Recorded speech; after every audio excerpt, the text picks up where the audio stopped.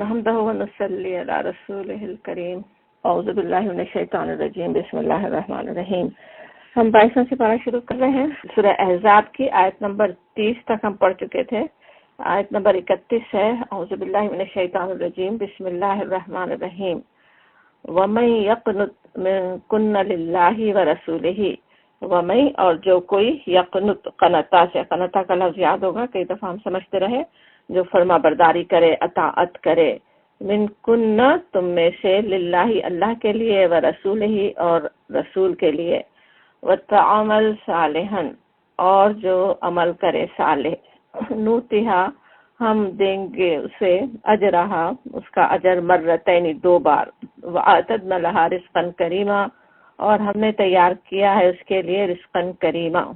اب یہاں پہ جو پچھلی آیت یاد ہوگی جہاں پچھلا سپارہ ہم نے ختم کیا تھا، وہاں پہ نساء النبی مخاطب تھے اور ان کو مخاطب کر کے کہا کہ گیا تھا کہ اگر وہ کسی فاحشہ کا شکار ہوں تو ان کے لیے دوہری سزا ہے، عذاب ضعفین۔ اب یہاں بتایا جا رہا ہے کہ جو وہ صالح عمل کریں گی اس کے لیے بھی جو نیک عمل کریں گی دوہرا اجر ہے، وہ پورے معاشرے کے لیے نمونہ ہے ان کے ہر عمل کا، جیسے اگر برا عمل کرے اس کا بھی ڈبل سزا، اور اگر اچھا عمل کرتے ہیں لوگ ان کو دیکھ کر اچھے عمل کرتے ہیں تو اس کے لیے ان کے پاس دوہرا اجر ہے۔ پھر دوبارہ یا نساء النبی ہی کہہ کے احساس دلایا جا رہا ہے ان کے مقام کا، انہیں کہ کیا مقام ہے ان کا۔ اب ان کو احساس دلایا جا رہا ہے، معاشرے کو بھی احساس دلایا جا رہا ہے کہ انہیں کیا سمجھنے کی ضرورت ہے، وہ امہات المومنین ہیں، ان کی طرف وہ کوئی بری نظر اٹھا کے نہ دیکھے، ان پہ کوئی نام نہ لگائے، کوئی ان کے بدنام کرنے کی کوشش نہ کرے۔ یہاں کہا جاتا ہے کہ یا نساء نبی ہی، نبی کی بیویوں، لستن کاحد من النساء، تم عام عورتوں کی طرح نہیں ہو، دوسری عورتوں سے مختلف ہے تمہارا مقام، اور یہ کہ اگر تم اللہ سے ڈرنے والی ہو، ان اتقیتن، اگر تم میں تقوی ہے تو تمہیں کیا کرنا ہے، فلا تخضعن، کش نہیں، تخضعن بالقول، خدا اسی سے خضوع کا لفظ ہوتا ہے نا، جیسے دبانا، نرم آواز میں بات کرنا، تو یہ نہ کرو۔ اگر تم تقوی رکھتی ہو تو تمہیں کیا کرنے کی ضرورت ہے کہ دبی زبان سے بات نہیں کرو، جیسے کسی سے بہت ہی زیادہ نرمی سے اگر بات کر رہے ہو تو کیا امکان ہے کہ کیسے شریر لوگ تھے، کیسے کیسے منافقین معاشرے میں تھے، ان کی بات ہو رہی ہے کہ وہ کچھ فتنہ پیدا کر سکتے ہیں، تو محتاط کیا جا رہا ہے امہات المومنین کو کہ تم تو کیا کرو کہ اگر جب بات کرنا ہو کسی سے، یہاں خاص طور پہ نامحرم مرد کی بات آ رہی ہے، تو ان سے بات کرو تو نرم آواز میں بات کرو، دبی آواز میں مت کرو۔ فَيَطْمَعَ الَّذِي فِي قَلْبِهِ مَرَضٌ وَقُلْنَ قَوْلًا مَّعْرُوفًا، کہ دل کی خرابی کا مبتلا کوئی شخص لالچ میں پڑ جائے کہ اس کے دل میں پہلے ہی کچھ خرابی ہے، کوئی فتنہ ہے، شیطان کے حوالے ہو رہا ہے، وہ کچھ اور ہی نہ سمجھ بیٹھے، کوئی اور ہی باتیں بنانے کا اسے موقع نہ مل جائے، کوئی اور اسکینڈل بنانے کا موقع نہ مل جائے، اس کے لیے محتاط کیا گیا نبی کو خاص طور پر مخاطب کر کے، اور کہا گیا کہ وَقُلْنَ قَوْلًا مَّعْرُوفًا، اور بالکل صاف سیدھی بات کرو۔ صحیح قول معروف، معروف کا لفظ ہم کئی دفعہ سمجھتے آ رہے ہیں، جس طرح عام معاشرے میں کی جاتی ہے، سیدھی سادی بات، بالکل صحیح بات وہ کر لیں۔ اب یہ حکم دیا تو جا رہا ہے نساء نبی کو، لیکن جس طرح پیچھے ہی بتایا گیا کس طرح ان کے لیے دوہرا اجر ہے، ہر نیکی کا دوہری سزا ہے، پورے معاشرے کے لیے نمونہ ہی تھی، ہمیں پہلے ہی پتہ چل رہا ہے کہ وہ پورے معاشرے کے لیے نمونہ ہے، اور ان کو جو بات سکھائی جا رہی ہے وہ ظاہر ہے دوسروں کے بھی کرنے کی ہے، ان کے لیے زیادہ اہم ہے، انہیں اس عمل کرنا ہے، لیکن ظاہر ہے جو بھی اللہ سے ڈرنے والی ہے، جو اللہ کا تقوی رکھنے والی ہے، اس کے لیے یہی بات ہے کہ محتاط رہیں۔ اور یہ بھی سمجھنے کی بات ہے کہ یہاں کن کو کیسے معاشرے میں یہ ہدایات دی جا رہی ہیں نا، کیسا پاکیزہ معاشرہ مدینے کا ہے، صحابہ کرام کی اکثریت ہے، کچھ منافقین بھی ہیں جو اپنی شرارت کر رہے ہیں، امہات المومنین کا کیسا تقوی اور کیسا ایمان ہے، لیکن ان کو یہ بات کہی جا رہی ہو تو پھر سمجھنے کی بات ہے کہ آج آسانی سے لوگ کہہ رہے ہوتے ہیں نا، دوسروں پہ بھروسہ کر رہے ہوں، یا اگر ایسی کوئی بات یا حدود کا خیال رکھنے کی بات کی جائے تو انہیں ایسا لگے کہ کوئی ہم پہ شبہ ہو رہا ہے۔ بات شبہ کی نہیں ہوتی، اللہ نے جو حدود بتا دی، جو اللہ نے ہدایات دے دی، اس میں انسانوں کے لیے بھلائی ہی بھلائی ہے، اگر وہ اس پہ عمل کرے ان کی اپنی بھلائی ہے۔ تو یہاں پہ ہم تمام خواتین کے لیے بھی اس میں نمونہ ہے کہ کس طرح سے کرنا چاہیے۔ اور پھر ہدایت ہوتی ہے وقرن فی بیوتکن، اور اپنے گھروں میں قرار سے رہو۔ وقرنا جو ہے وقار سے بھی ہے، قرار سے بھی، وقار کے ساتھ گھر میں رہو. گھر اصل مقام ہے جیسے نا، اس میں وقار سے رہنا سمجھ میں آ سکتا ہے کہ ان کا اصل مقام گھر ہے، اور وہ گھر میں کس طرح سے انہیں رہنے کی ضرورت ہے، اور اس کے آگے تشریح بھی آ جاتی ہے نا باقی جملے کے حصے میں. ولا تبرجن تبرج الجاہلیت الاولی. اب اصل سے جو کرنے کی ہے وہ یہ کہ تبرج نہ کہیں تو بہت ہی زیادہ اپنے آپ کو ابھارنا، ظاہر کرنا، برج اونچی چیز کو کہتے ہیں نا، اپنے آپ کو دکھانے، شو آف کرنے، اپنا سنگار، اپنا زینت ظاہر کرنے کی ایک فطری خواہش ہر عورت کے دل میں ہو بھی سکتی ہے. لیکن غیر مردوں میں، نامحرم لوگوں میں اگر یہ کوشش ہو کہ اس طرح سے اپنے آپ کو ظاہر کرے انسان، اور وہ کسی بھی طرح سے ہو سکتا ہے نا. احادیث سے ہمیں دوسری بھی چیزیں پتہ چلتی ہیں، ایسی تیز خوشبو ہو جو لوگوں کی توجہ لے لے، پیر مارتی نہیں چلو کی بات ابھی آ رہی ہے، اور جس طرح سے بھی اپنے آپ کو بہت نمایاں انسان کرے، دوسروں کی توجہ کھینچ لے، ایسے اس طرح سے بن سنور کے نکلے کہ دوسرے غیر مردوں کی نظر اس پہ پڑے. وہ سب چیزیں سمجھ میں آتی ہیں کہ وہ جیسے جاہلیت کیا چیز ہوتی ہے. اسلام سے پہلے کی جو حالت تھی اس کو جاہلیت کہا جاتا ہے نا. تو اسلام سے پہلے جس طرح عورتیں اپنی سجدہ دکھاتی بازار میں پھر رہی ہوں، وہ ایک مومنہ کا کام نہیں ہے. خاص طور پہ یہاں پہ امہات المومنین سے بات ہے، اور جو امہات المومنین کے نقش قدم پر چلنا چاہتی ہیں اس کے لیے بھی یہی بات ہے کہ وہ اپنی تبرج دکھاتی نہ پھرے، اور کیا کریں. اب جو دوسرے احکامات ہیں کیسے وہی احکامات ہیں جو ہر عورت کی کرنے کے لیے ہیں. ویسے تو عورت مرد دونوں کے لیے ہے، لیکن اقیم الصلاۃ آتا ہے جسے عورتوں سے کہا جا رہا کہ اور قائم کرو نماز، آتی نہ زکوٰۃ، اور زکوٰۃ دو. ہر نیکی کا ہمیں سمجھ میں آتا ہے کس طرح نیکی کی بنیاد جیسے یہی ہو کہ صلاۃ اور زکوٰۃ اس کے پابند ہوں تو پھر اور نیکیاں بھی ہوں گی. اور وَأَطِیعْنَا اللَّهَ وَرَسُولَهُ، اور ہر معاملے میں پھر اللہ اور اس کے رسول کی اطاعت کرو. اللہ تو یہ چاہتا ہے، انما یرید اللہ، اللہ کا تو یہ ارادہ ہے، اس لیے یہ احکامات ہو رہے ہیں، یہ احکامات دیے جا رہے ہیں امہات المومنین کو. اللہ تعالیٰ کیا چاہتا ہے ان سے کہ لیذھب عنکم الرجس، کہ اہل بیت سے گندگی کو دور کر دے، رجس ناپاکی کو دور کر دے. کوئی ناپاکی نہیں لگے ان پہ، کوئی نام نہیں لگا سکے، کوئی برائی ان کے اندر نہیں رہے. وَيُطَہِّرَکُمْ تَطْہِیرًا، اور وہ تمہیں پوری طرح پاک کر دے. وَاذْکُرْنَ مَا یُتْلَىٰ فِی بُیُوتِکُنَّ، یاد رکھو اللہ کی آیات اور حکمت کی باتوں کو. من آیات اللہ والحکمہ، آیات کے ساتھ جب پھر حکمہ کی بات آئے تو کس طرح جو نبی صلی اللہ علیہ وسلم نے احادیث، آپ کی سنت، آپ جو دین سمجھا رہے ہیں وہ سب چیزیں اس میں آ جائیں گی. تو ان کو یاد رکھو. یہ بڑا کام امہات المومنین سے لینا تھا نا، اصل کام ان سے یہ لینا تھا. ان کی تربیت ہو رہی تھی اللہ کے گھر، نبی صلی اللہ علیہ وسلم کے گھر میں ان کو رکھ کر ان کی تربیت ہو رہی تھی کہ وہ پورے معاشرے کے لیے، پورے معاشرے کی عورتوں کے لیے بہترین نمونہ بنے. ان کا یہ کام تھا کہ وہ اس کو یاد رکھیں جو کچھ انہیں سکھایا جا رہا ہو. ہمیں پتہ بھی ہے کہ کس طرح ہوا بھی، کیا کچھ امہات المومنین نے سیکھا ہے، اور اسی وجہ سے بلکہ اتنی شادیوں کے بھی ابھی ہم آگے دیکھیں گے نبی صلی اللہ علیہ وسلم کو حکم دے کر شادیاں کروائی گئی کہ وہ اسی لیے تھی کہ اتنی ساری جو عورتوں کی تربیت نبی صلی اللہ علیہ وسلم کو کرنی ہے وہ امہات المومنین کے ذریعے سے ہو سکے. بہت ساری احادیث انہوں نے روایت بھی کی ہے نا. حضرت عائشہ کا ہمیں پتہ ہے کہ ایک خیال کے مطابق تو سب سے زیادہ کس نے روایت کی ہے احادیث و حضرت عائشہ ہیں، کسی نے حضرت ابو ہریرہ کے بعد سمجھا. تو بہرحال یہاں پہ جو حکم دیا گیا اسی طرح ان کی تربیت ہوئی، انہوں نے سیکھا، انہوں نے یاد رکھا. ان اللہ کان لطیفا خبیرا، اللہ تعالیٰ بہت ہی لطیف اور خبر ہے، خبر رکھنے والا ہے. لطیف کہیں تو کیسے سمجھ میں آتا ہے کیا باریکیاں ہو رہی ہیں، کیا فتنے کچھ اٹھانے کی منافقین کوشش کر رہے ہیں، کیا کچھ ہو سکتا ہے، وہ سب اللہ تعالیٰ جانتا ہے، اللہ کو معلوم ہے. اس کے لیے یہ ہدایات دی جا رہی ہیں. اور پھر ان المسلمین والمسلمات، ایک بہت ہی پاورفل آیت آتی ہے جس میں ایک مسلمان بہترین ایک مومن کا کردار کیا ہونا چاہیے، ان کی کیا صفات ہونی چاہیے، وہ سمجھ میں آتا ہے. ابھی یہ نبی سے خطاب کے بعد ہی وہ آیت آ رہی ہے تو اس سے اور بھی سمجھ میں آ رہا ہے کہ وہ پچھلے احکامات بھی جیسے سب کے لیے بھی ہوں، دوسرے بھی مومنین کو وہ کرنے کی ضرورت ہی ہے.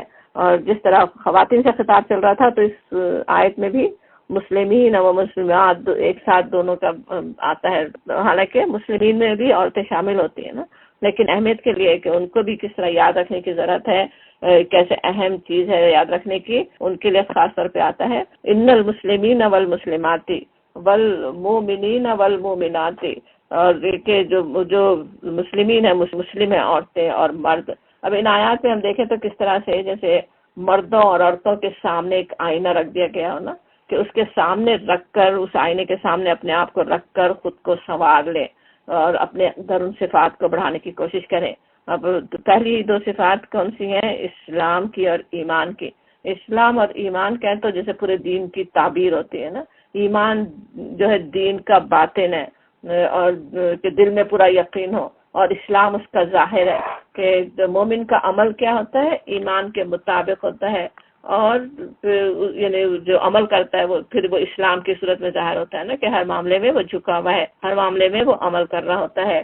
اور پھر صفت آتی ہے والقانتین والقانتات، ٹھیک ہے، وہ مطیع فرمان ہے۔ قنطہ کا بھی ہم نے سمجھا بھی اطاعت کرنے والے، اور پھر والصادقین والصادقات، راست باز، سچ بولنے والے۔ صدق کی بات ہم ویسے کئی دفعہ سمجھ چکے ہیں کہ اللہ سے ایمان کا جو عہد ہے اسے سچ کر دکھانے والے، بالکل نفاق کی جیسے ضد ہے نا، صدق جیسے پیچھے بھی ہم پڑھ رہے تھے نا، کسی نے سچ کر دکھایا تو کیا مطلب، جو اسلام جو لائے تھے وہ اس کو انہوں نے سچ کر دکھایا، جس ایمان کا دعویٰ کیا تھا اسے سچ کر دکھانے والے، اپنے عمل سے سچ کر کے دکھا دینے والے۔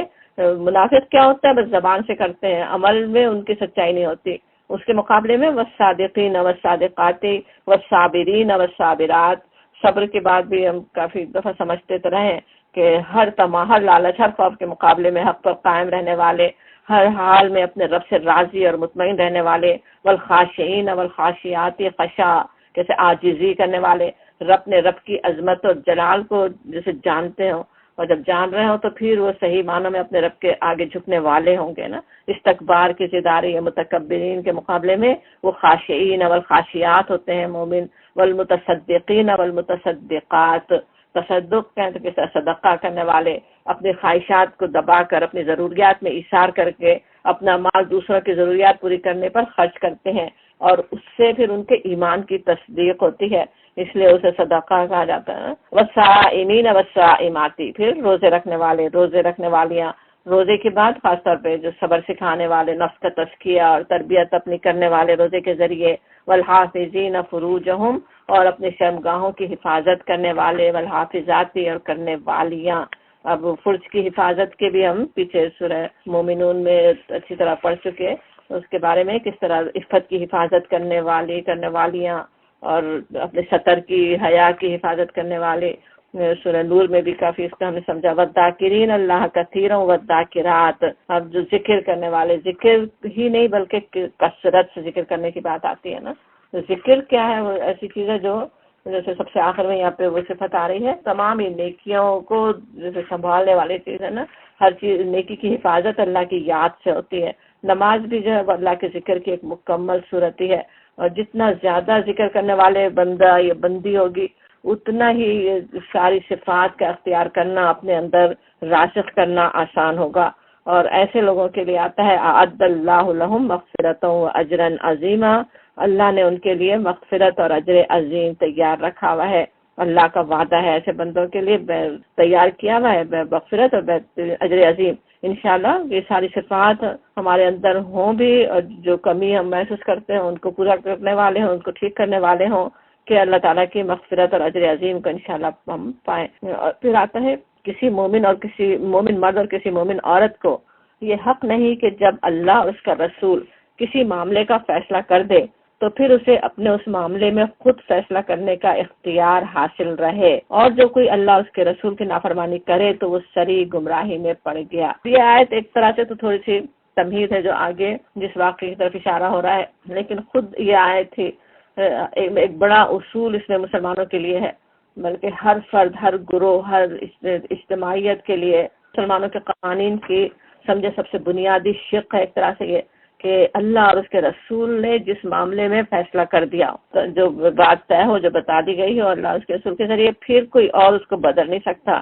وہ ان کو کسی اور کو اختیار نہیں رہتا اس میں تبدیلی کرنے کا، پھر خود کوئی فیصلہ نہیں کر سکتے۔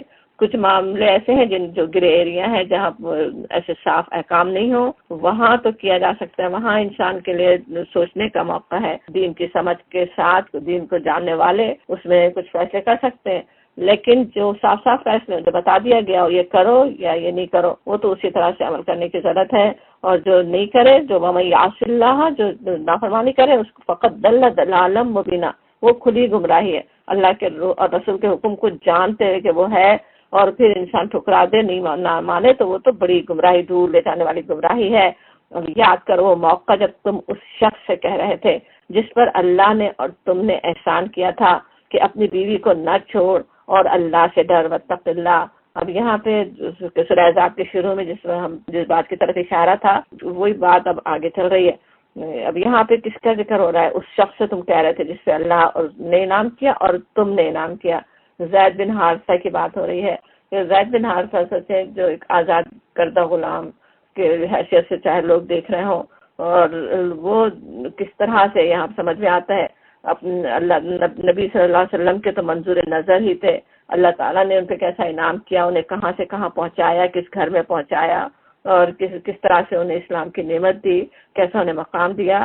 اور ان کی شادی یاد ہوگا، ہم سورہ احزاب شروع کرتے ہیں اور سمجھی تھی بات ہم نے کہ شادی نبی صلی اللہ علیہ وسلم نے مساوات کے لیے، بتانے کے لیے تمام انسان برابر ہیں، اس آزاد کردہ غلام کی شادی اپنی کزن سے، اپنے پھوپھی زاد سے کی تھی، حضرت زینب بنت جحش سے، اور ان کی بن نہیں سکی، اور جب بن نہیں سکی تو زید بن حارثہ ظاہر سرپرست نبی صلی اللہ علیہ وسلم ہی تھے نا، وہ آپ کے پاس آ کر شکایت کر رہے تھے کہ طلاق دینا چاہتا ہوں۔ نبی صلی اللہ علیہ وسلم روک رہے تھے کہ ابھی اپنی بیوی کو نہ چھوڑو اور اللہ سے ڈرو، اور کہا جاتا ہے وَتُخْفِي فِي نَفْسِكَ وَاللَّهُ مُبْدِيهِ، اس وقت تو اپنے دل میں وہ بات چھپائے ہوئے تھے جو اللہ کھولنا چاہتا تھا۔ اب دل میں کیا بات چھپائے ہوئے تھے، اس سے دل کے بیماروں نے بہت غلط باتیں بھی لی کہ کوئی نعوذ باللہ نبی صلی اللہ علیہ وسلم کی کوئی خواہش تھی اور حضرت زینب سے نکاح کرنی تھی، حالانکہ اس میں ہے کہ اللہ تعالیٰ ظاہر کرنا چاہتا تھا۔ اللہ تعالیٰ نے کہیں بھی پورے سورہ احزاب میں وہ بات ظاہر نہیں کی کہ نبی صلی اللہ علیہ وسلم چاہتے تھے۔ جو بات ظاہر کی گئی ہے وہ یہ کہ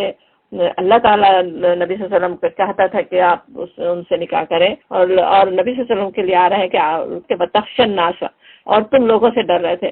اور اس میں نبی صلی اللہ علیہ وسلم کو خود پتا بھی تھا کہ حضرت زینب کے ساتھ کس طرح آپ نے خود شادی کروائی، تو نہ صرف یہ کہ وہ ان کی آزاد کردہ غلام کی بیوی کہلائی بلکہ اب ڈیورس کہلوائیں، تو اب ان کی دلداری کے لیے نبی صلی اللہ علیہ وسلم کو ان کو مقام واپس دلانے کے لیے خود شادی کرنی ہوگی۔ اور پھر اللہ تعالیٰ کا ارادہ تھا کہ یہ شادی کروائی جائے تاکہ جو منہ بولے بیٹے کو لوگوں کے دلوں میں جو حرمت ہے وہ ختم ہو جائے۔ تو لیکن وہ کرنے میں نبی صلی اللہ علیہ وسلم کو پتا تھا کہ کیا کچھ طوفان اٹھے گا، اور وہ طوفان اٹھا۔ اس طوفان کے اثرات ہیں کہ ابھی تک بھی سیرت کی کتابوں میں بھی وہ باتیں لوگ بیان کر رہے ہوتے ہیں کہ نبی صلی اللہ علیہ وسلم کہ جیسے کوئی دل تھا کرنے کے لیے، اس لیے آپ نے وہ بات دل میں چھپی ہوئی تھی، نعوذ باللہ یہ بات نہیں تھی۔ اور حالانکہ اللہ اس کا زیادہ حقدار ہے کہ تم اس سے ڈرو۔ اللہ تعالیٰ اپنے نبی سے فرما رہے ہیں، ہم سب کے لیے ظاہر وہی بات ہے کہ اللہ سے ڈرنے کی اصل بات ہے، نیکی کرنے کے لیے، اللہ کے حکم کو ماننے کے لیے ایک صاف صاف حکم اللہ کا آ جائے سامنے، اس کے بعد پھر لوگوں کا ڈر نہیں ہو کہ لوگوں کے ڈر سے اللہ کے حکم کو انسان پیچھے نہیں ڈال سکتا۔ نبی صلی اللہ علیہ وسلم کو یہاں پہ تو میں ہمت دلائی جا رہی ہے، آپ تو حکم کی پابندی کرنے والے تھے، اور نبی صلی اللہ علیہ وسلم کو یہ بھی تھا کہ آپ کی 4 بیویاں پہلے سے موجود تھی، 5ویں بیوی کرنے پہ بھی طوفان اٹھنا تھا، اور منہ بولے بیٹے کی بھی جیسے بہو لوگ سمجھ رہے ہوں کہ بہو سے شادی کر رہے ہیں تو اس پہ بھی طوفان اٹھنا تھا۔ تو لیکن اللہ تعالیٰ کی طرف سے حکم ہے، آپ کو کرنا ہی تھا۔ پھر جب زید اس سے اپنی حاجت پوری کر چکا، یعنی پوری طلاق ہو گئی اور ان سے اب دوبارہ نکاح نہیں ہو سکتا، تو ہم نے زوجنا کہا آتا ہے، ہم نے اس کا نکاح تم سے کر دیا، کہ تاکہ مومنوں پر، اور وجہ بھی بتا دی کہ کیوں اللہ تعالیٰ نے نکاح کیا۔ اب نکاح کیا تو کسی نے تو یہ بھی سمجھا کہ بس آسمانوں پہ نکاح ہو گیا، لیکن اصل بات یہ تھی کہ اللہ تعالیٰ نے طے کر دیا۔ نکاح کی روایات آتی بھی ہیں، کس نے نکاح پڑھایا اور کس طرح حضور نے رشتہ بھیجا، انہوں نے استخارے کر کے جواب دیا، وہ سب باتیں۔ تو اللہ تعالیٰ نے نکاح کیا، اور کس لیے کیا؟ تاکہ مومنوں پر اپنے منہ بولے بیٹوں کی بیویوں کے معاملے میں کوئی تنگی نہ رہے۔ اس میں بہت ساری خرابیاں تھیں کہ منہ بولے رشتے کو اگر لوگ سگے رشتے کی طرح سمجھ لیں، وہ ظاہر ہے منہ بولا رشتہ سگا نہیں بن سکتا، وہ خون کا رشتہ نہیں بن سکتا، وہ نامحرم ہی رہے گا۔ بہن بھائی بن کے رہ رہے ہوں لیکن وہ ایک دوسرے کے نامحرم ہوں گے نا، ان کی آپس میں شادی ہو بھی سکتی ہے، اس سے بھی بہت سے فتنے پھیل سکتے تھے۔ تو اس وجہ سے اللہ تعالیٰ کو وہ ختم کروانا تھا، لوگوں کے دل سے وہ کرائیت کو نکال دینا تھا کہ منہ بولا بیٹا کوئی حقیقت نہیں رکھتا۔ اس وجہ سے اللہ تعالیٰ نے فرمائی، اور جبکہ وہ ان سے اپنی حاجت پوری کر چکے ہو، یعنی کہ منہ بولے بیٹی اگر ڈیورسڈ ہو تو کر سکے وہ آسانی سے شادی، اور اللہ کا حکم تو عمل میں آنا ہی چاہیے۔ وَقَانَ أَمْرُ اللَّهِ مَفْعُولًا، صاف کہہ دیا جاتا ہے کہ وہ تو ہونا ہی تھا، وہ اللہ تعالیٰ کا جو حکم ہو وہ تو عمل میں آنا ہی ہوتا ہے۔ اور نبی صلی اللہ علیہ وسلم کے لیے اتنا مشکل اور کتنی بڑی آزمائش تھی، ہم سوچ سکتے ہیں کہ پورے مدینے میں طوفان اٹھے، سارے کفار و منافقین آج تک بھی طوفان اٹھانے والے طوفان اٹھاتے رہے، لیکن اللہ تعالیٰ کا حکم تو بس اسی طرح ہوتا ہے نا۔ یہ جب پڑھیں تو بالکل وہ حضرت مریم کے بھی یاد آتی ہے بات، جب بیٹے کے ان خوشخبری آ کے دی ہے فرشتے نے، جب وہ کہتی ہیں کہ مجھے تو کسی نے چھوا نہیں، میں تو کوئی بری عورت نہیں ہوں، فرشتے کا جواب کیا ہوتا ہے کہ یہ تو ہونا ہی ہے، اللہ تعالیٰ کے لیے یہ کام آسان ہے، کذالک اسی طرح ہوگا، اور وکانا امرا مقضیہ، یہ کام تو ہو کر ہی رہنا ہے، صاف صاف بتا دیا گیا۔ بالکل ویسی آزمائش یہاں نبی صلی اللہ علیہ وسلم کے لیے بھی ہے، اور کہہ دیا جاتا وہ کام تو ہو کر ہی رہنا ہے، اور نبی پر کسی ایسے کام میں کوئی رکاوٹ نہیں ہے جو اللہ نے اس کے لیے مقرر کر دیا ہو۔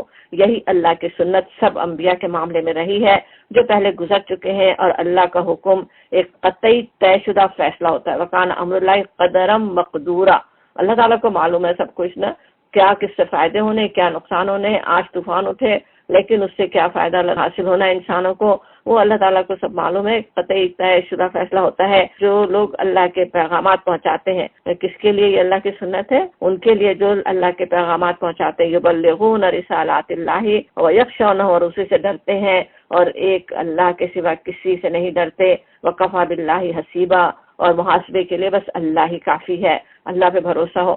ما کان محمد ابا احد من رجالکم، اب جواب دیا جاتا ہے کہ جو فتنے اٹھانے والے ہیں ان کو، کہ اصل حقیقت یہ ہے کہ نبی صلی اللہ علیہ وسلم کا کوئی بیٹا اس وقت تھا نہیں، آپ تمام مردوں میں سے کسی کے باپ نہیں ہے، کوئی بیٹا ہے ہی نہیں، وہ تو بیٹے تھے ہی نہیں، اور یہ کہ وخاتم النبیین، اور ولکن رسول اللہ وخاتم النبیین، لیکن نبی صلی اللہ علیہ وسلم اصل میں کیا ہے؟ اللہ کے رسول اور خاتم النبیین ہے، رسول بھی آتا ہے اور نبی بھی، کہ کوئی اور نبی وہ آنا نہیں ہے۔ رسول آپ اس وقت کے لیے تھے، آپ کو اس وقت دین قائم کرنا تھا، آپ نبی تو قیامت تک کے لیے ہیں، آپ کے دین کو سب تک پہنچنا ہے، اور خاتم النبیین ہے، کوئی اور نبی آ کے اصلاح نہیں کرے گا معاشرے کی، آپ ہی کو کرنی ہے اصلاح، یہ جیسے وضاحت ہو رہی ہے۔ وکان اللہ بکل شیء علیما، اور اللہ ہر چیز کا علم رکھنے والا ہے۔ یا ایھا الذین آمنوا، اے لوگوں جو ایمان لائے، اذکروا اللہ ذکرا کثیرا، اللہ کو کثرت سے یاد کرو۔ اب لوگ طوفان اٹھا رہے ہوں، منافقین ایسی ایسی باتیں بنا رہے ہوں، بالکل ویسے ہی اسکینڈل اس کا بھی بنایا لوگوں نے، جیسا حضرت عائشہ کے لیے سورہ نور میں ہم دیکھتے ہیں کہ حضرت زینب کے لیے پورا اسکینڈل بنا کے اچھال رہے ہوں وہ، تو اب اس وقت مومنوں کو کیا کرنے کا کام ہے سمجھ میں آتا ہے یہاں پہ، کہ اے لوگوں جو ایمان لائے ہو، مومنوں کو مخاطب کر کے کہا جاتا کہ تم تو اللہ کو کثرت سے یاد کرو، اور کیا کرو، وسبحوا بکرۃ واصیلا، اور صبح و شام اس کی تسبیح کرتے رہو۔ هو الذی یصلی علیکم وملائکتہ لیخرجکم من الظلمات الی النور، کیا شان ہے مومنوں کی، اللہ تعالیٰ ان کے لیے، هو الذی، وہ ہے جو یصلی علیکم، ہمیں کہا گیا ہم نبی صلی اللہ علیہ وسلم پہ درود بھیجیں، اللہ تعالیٰ ہم پہ بھیجتا ہے، ہم پہ رحمت فرماتا ہے۔ اللہ تعالیٰ کی طرف سے درود کا کیا ہوتا ہے؟ یعنی ہم تو صرف دعا کرتے ہیں اللہ سے جب درود بھیجتے ہیں، اللہ تعالیٰ رحمت فرماتا ہے جب اپنے بندوں پہ کرے تو دعائے رحمت فرشتے کرتے ہیں، اللہ تعالیٰ رحمت فرماتا ہے اپنے بندوں پہ۔ یہاں یہ بات ایسے سمجھنے کی بھی ہے کہ دوسری طرف ایسے طوفان اٹھ رہے ہوں، اللہ کے رسول کے بارے میں ایسے باتیں ہو رہی ہوں، ایسے اسکینڈل بنائے جا رہے ہوں، مومنوں کو کیا سکھایا جا رہا ہے نا، کیا کرنے کا طریقہ ہے۔ یہ نہیں کہا جا رہا ہے کہ جا کے ان کے منہ زبانیں بند کر دو، ان کے گھروں پہ آگ لگا دو اور ان کے احتجاج کرو اور کیا کرو، وہ سب نہیں ہو رہا ہے۔ اللہ کی طرف رجوع، اللہ کا ذکر کرو۔ آج بھی مومنوں کو یہ سوچنے کی ضرورت ہے، مذاق اڑائے جا رہے ہوں تو جا کے اپنے ملک کی ساری دولت کو لٹانا تھے، ساری گاڑیاں جلا کے، بلکہ اللہ کا ذکر کرنے والے ہوں، اپنے نبی کے اوصاف بیان کرنے والے ہوں، ان کی صحیح سیرت لوگوں کے سامنے لانے والے ہوں، اور یہ کہ اللہ تعالیٰ کی تم پہ رحمت ہے کہا جاتا ہے، اور یہ تاکہ کس لیے اللہ تعالیٰ رحمت فرما رہا ہے، لیخرجکم من الظلمات الی النور، تاکہ وہ تمہیں تاریکیوں سے روشنی میں نکال لائے، ظلمات سے تھا سارے ظلمات، کیا کیا اندھیرے ہو رہے ہوں، نفاق کے اور لوگوں کی سازشوں کے، ان سب سے تمہیں اطمینان کے اللہ تعالیٰ کے ایمان کی طرف لے آئے۔ وَكَانَ بِالْمُؤْمِنِينَ رَحِيمًا، وہ مومنوں پر بہت مہربان ہے، رحیم ہے۔ تحیتہم یوم یلقونہ سلام، جس روز وہ اس سے ملیں گے ان کا استقبال سلام سے ہوگا، تحیہ سلام سے ہوگا۔ وہ پورے قرآن میں پڑھتے آ رہے کیسے کیسے وہ تحیہ سلام سے ہونے والا ہے، کہیں اللہ تعالیٰ کی طرف سے بات آتی ہے، کہیں فرشتوں کی طرف سے، کہیں آپس کی، اور وَأَعَدَّ لَهُمْ أَجْرًا كَرِيمًا، ان کے لیے بڑا باعزت اجر اللہ نے فراہم کر رکھا ہے۔ یا ایھا النبی، اس سورہ احزاب میں سب سے زیادہ یہ تو خطاب آتا ہے، شروع بھی اسی سے ہی ہو رہی تھی، یا ایھا النبی سے، اور اسی طرح بار بار نبی صلی اللہ علیہ وسلم کو مخاطب کیا جاتا کہ اے نبی، آپ کو پھر آپ کا مقام بتایا جا رہا ہے کیا ہے، ہمارے لیے بتایا جا رہا ہے تو لوگوں کے لیے بتایا جا رہا ہے نبی صلی اللہ علیہ وسلم کا اصل کیا مقام ہے۔ انا ارسلناک شاہدا و مبشرا و نذیرا، اللہ تعالیٰ ہم نے تمہیں بھیجا ہے گواہ بنا کر، شاہد بنا کر۔ گواہ بنانا کیا ہے؟ سورہ حج کے آخری رکوع میں ہم نے جیسے سمجھا تھا کہ یکون الرسول علیکم شہیدا تھا نا وہاں پہ، کہ تم پر رسول شہید ہو۔ وہ کیا تھی شہادت؟ نبی صلی اللہ علیہ وسلم اللہ کا دین پہنچا دے، اپنی زبان سے شہادت دے دے، اپنے کردار سے آپ نے شہادت دی، پوری طرح دین کو قائم کر کے لوگوں کو دکھا دیا کیسے دین پہ چلتے ہیں، اور وہ اس طرح سے شاہد بنا کر ہم نے بھیجا، اور اسی شہادت پہ پھر آخرت میں بھی شہادت آپ دیں گے کہ ہاں میں نے دین پہنچا دیا تھا ان تک۔ پھر جو اگر نہیں کسی نے مانا وہ اس کا اپنا قصور ہے۔ اور مبشرہ و نذیرہ، بشارت دینے والا، جو مان لے اس اللہ کے پیغام کو ان کے لیے بشارت ہے، جو نہیں مانے ان کے لیے انذار، ان کے لیے تنبیہ۔ وداعیا الی اللہ باذنہ وسراجا منیرا، اور داعیا الی اللہ، اللہ کی طرف پکارنے والے، اللہ کی طرف بلانے والے، اور باذن، اللہ کے اذن سے۔ اللہ کے اذن سے یہ کہنا خاص طور پہ جیسے یہ ہے کہ کیسی آپ کو اتھارٹی حاصل ہے، آپ اللہ کی طرف سے بات کر رہے ہیں، آپ جو بات کر رہے ہیں، جو حکم دے رہے ہیں وہ اللہ کی طرف سے ہے، آپ کی اطاعت ہونی ہی چاہیے۔ سراجم منیرا، نبی صلی اللہ علیہ وسلم کو کہا جاتا ہے روشن چراغ، پوری دنیا میں روشنی پھیلانے والے۔ اب رہتی دنیا تک کے لیے آپ کے پھیلائی ہوئی روشنی سے ہی انسان فائدہ اٹھا سکتے ہیں۔ اور وبشر المؤمنین، اور بشارت دے دو ان لوگوں کو جو ایمان لائے ہیں کہ ان کے لیے اللہ کی طرف سے فضلاً کبیرہ ہے، بڑا فضل ہے۔ ولا تطیع الکافرین، اور ہرگز اطاعت نہیں کرو، کہ اب یہاں پہ نبی صلی اللہ علیہ وسلم سے بھی کہا جا رہا ہے آپ پریشر میں نہیں آئے، ان کے اطاعت، وہاں پہ وہی بات ہے کہ ان کے پریشر میں آ کر آپ ایسا نہیں ہو کہ کچھ ہچکچائیں وہ کام کرنے سے جو اللہ تعالیٰ چاہتا ہے آپ سے کروانا۔ اور اسی طرح سب کے لیے بھی ہے، کافروں کے پریشر میں نہیں آؤ، ان کے اطاعت نہیں کرو۔ تطیع کافرین والمنافقین، منافقین تو کہا نہیں جاتا کافر کہیں ان کو، بلکہ یا ایھا الذین آمنوا کہہ کے خطاب کیا جاتا، لیکن کس طرح اصل تو کفاری کے ساتھ کے ان کے ساتھ ساتھ اکثر ذکر آ جاتا ہے۔ ودعا اذاہم، اور دعا جس دفاع کر دو نا، کوئی پرواہ نہیں کرو، اذاہم ان کی اذیتوں کی پرواہ نہیں کرو۔ وتوکل علی اللہ، اور اللہ پر بھروسہ کرو۔ وکفیٰ باللہ وکیلا، اللہ ہی کافی ہے وکیل ہونے کے لیے، اسی کے سپرد اپنے معاملات کرو۔ اے لوگوں جو ایمان لائے ہو، اب ایک کوئی سوال لوگوں میں جیسے اٹھ رہا ہوگا اس وقت، تو اس کا جواب یہاں پہ دیا جا رہا ہے، کیونکہ محدود کر دی گئی تھی نا بیویوں کی تعداد کہ 4 ہی ہو سکتی ہے، تو جن کی زیادہ بیویاں تھیں ان کو طلاق دینی بھی پڑ رہی ہوں گی۔ طلاق دینے میں پھر ظاہر ان کو دیں گے جن سے زیادہ بھی تعلق قائم نہیں ہوا تھا، ان کو دی ہوگی انہوں نے پہلے طلاق، تو اس کے بارے میں سوال تھا کہ انہیں پھر احکامات پیچھے آ چکے نا کہ طلاق دو تو کس طرح مہر پورا دینا، پھر اور کچھ دے دلا کے انہیں رخصت کرنا، بلکہ اگر انہیں خزانے بھی دے چکے ہو تو واپس نہیں لو۔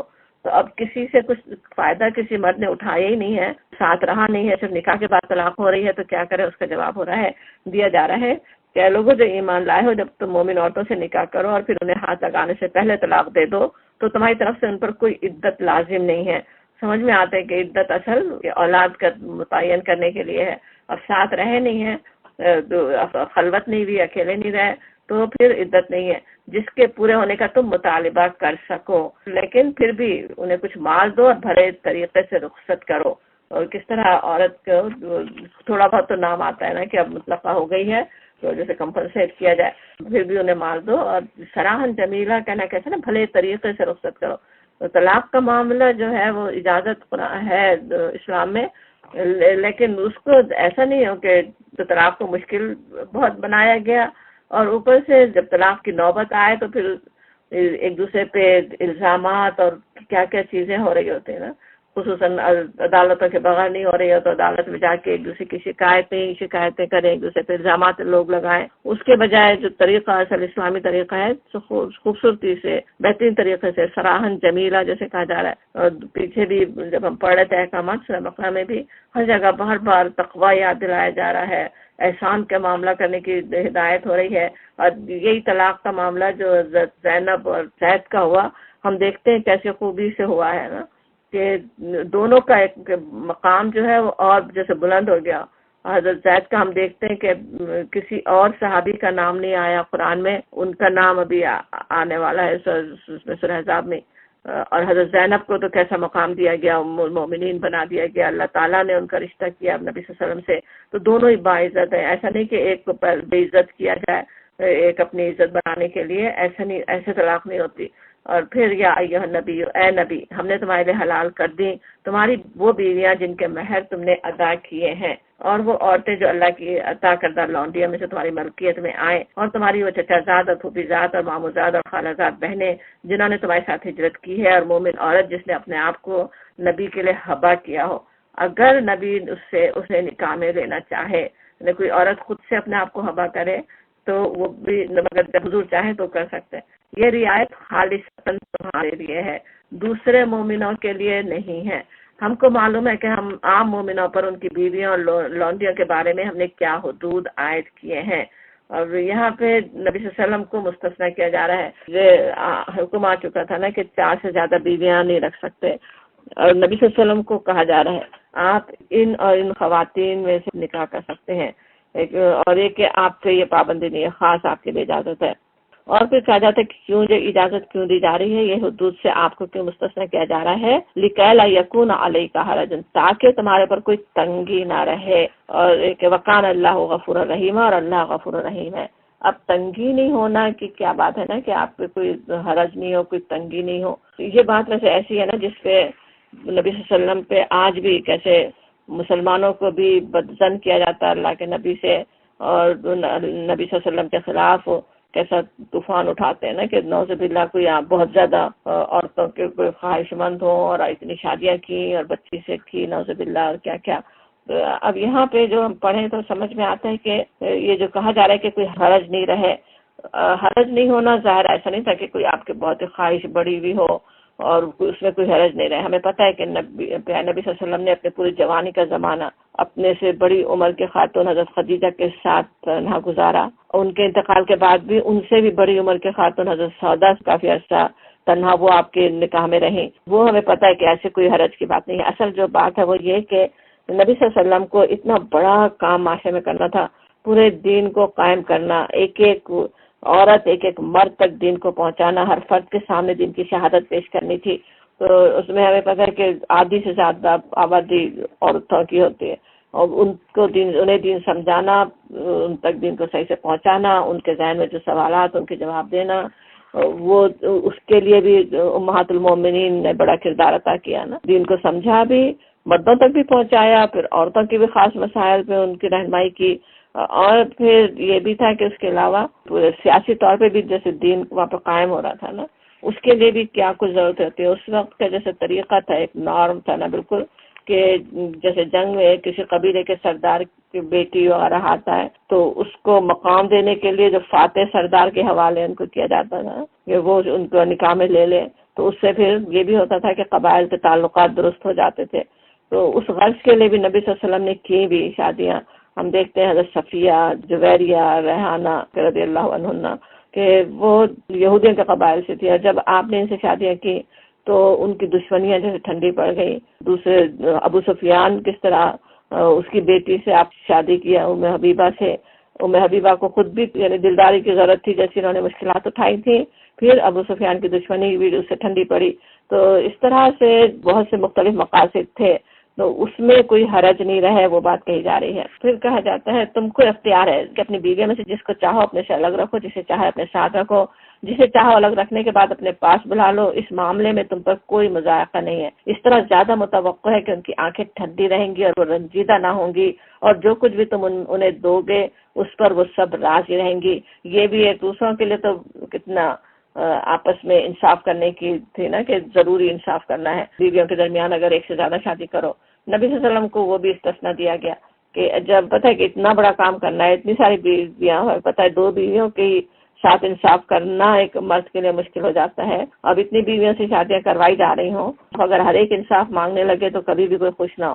تو پہلے ہی بتا دیا گیا کہ کوئی آپ پہ پابندی ہی نہیں ہے، آپ کی مرضی ہے، آپ جس کو ساتھ رکھیں، نہیں رکھیں، الگ رکھیں، دور رکھیں، وہ سب دے دیا گیا تاکہ کوئی شکایت ہی نہیں رہے. اب یہ ہمیں پتہ ہے کہ نبی صلی اللہ علیہ وسلم نے پھر بھی، اور اللہ تعالیٰ کو بھی معلوم تھا، نبی صلی اللہ علیہ وسلم ایسی ناانصافی کرنے والے نہیں ہیں جیسے دوسرے مرد کر سکتے ہیں، تو اسی وجہ سے وہ اجازت دی بھی گئی تھی۔ اور نبی صلی اللہ علیہ وسلم نے پورا انصاف بھی کیا کہ ہر ایک کو ایک صحیح ٹائم دینا اور ہر طرح سے ان کے ساتھ بالکل انصاف کا معاملہ رکھا ہر ایک کے ساتھ، لیکن اللہ تعالیٰ کی طرف سے اجازت تھی، اور اللہ جانتا ہے جو کچھ تم لوگوں کے دلوں میں ہے۔ وَقَانَ اللَّهُ عَلِيمًا حَلِيمًا، اللہ تعالیٰ علیم بھی اور حلیم بھی۔ اتنے شور مچ رہا ہو، منافق سے باتیں کر رہے ہوں، اللہ تعالیٰ کا حلم نظر آتا ہے، کیسے اطمینان سے سب معاشرے کی اصلاح کے لیے بس احکامات دیے جا رہے ہیں، اور اس کے بعد تمہارے لیے دوسری عورتیں حلال نہیں ہیں، اور نہ اس کی اجازت ہے کہ ان کی جگہ اور بیویاں لے آؤ، خواہ ان کا حسن تمہیں کتنا ہی پسند ہو، البتہ لونڈیوں کی تمہیں اجازت ہے، اللہ ہر چیز پر نگران ہے۔ لونڈیوں کے بعد بہت ہی تفصیلی ہے، تو اس کے بارے میں بھی لوگوں کے ذہن میں کیا کچھ شبہات ہوتے ہیں، لیکن اس پہ تفصیلی کلاس میں یہ بات ہو سکتی ہے۔ اے لوگوں جو ایمان لائے ہو، اب یہاں اور معاشرے کی اصلاح کے لیے احکامات آ رہے ہیں کہ نبی کے گھروں میں بلا اجازت نہ چلے آیا کرو، نہ کھانے کا وقت تاکتے رہو، ہاں اگر تمہیں کھانے پر بلایا جائے تو ضرور آؤ، مگر جب کھانا کھا لو تو منتشر ہو جاؤ، باتیں کرنے میں نہ لگے رہو۔ تمہاری یہ حرکتیں نبی کو تکلیف دیتی ہیں، مگر وہ شرم کی وجہ سے کچھ نہیں کہتے، اور اللہ حق بات کہنے میں نہیں شرماتا۔ اب یہ سارے آداب سکھائے جا رہے ہیں، اور یہ چیزیں جو تھے بنا کیسے انگڑ قوم بھی تھی، منافقین جان بوجھ کے بھی ایسی شرارتیں کرتے تھے، تو وہ سب کا راستہ روک دیا گیا کہ ایسی کوئی شرارت نہیں کی جائے، کوئی بغیر بلائے آئے نہیں، آئے تو پھر جب کھانا کھائے منتشر بھی ہو جائے۔ اب یہ ویسے عام آداب کی چیزیں ہیں جو آج ہم سب کرتے بھی ہیں عام طور پہ، اس کا خیال اور کرنے ہی کی ضرورت ہے۔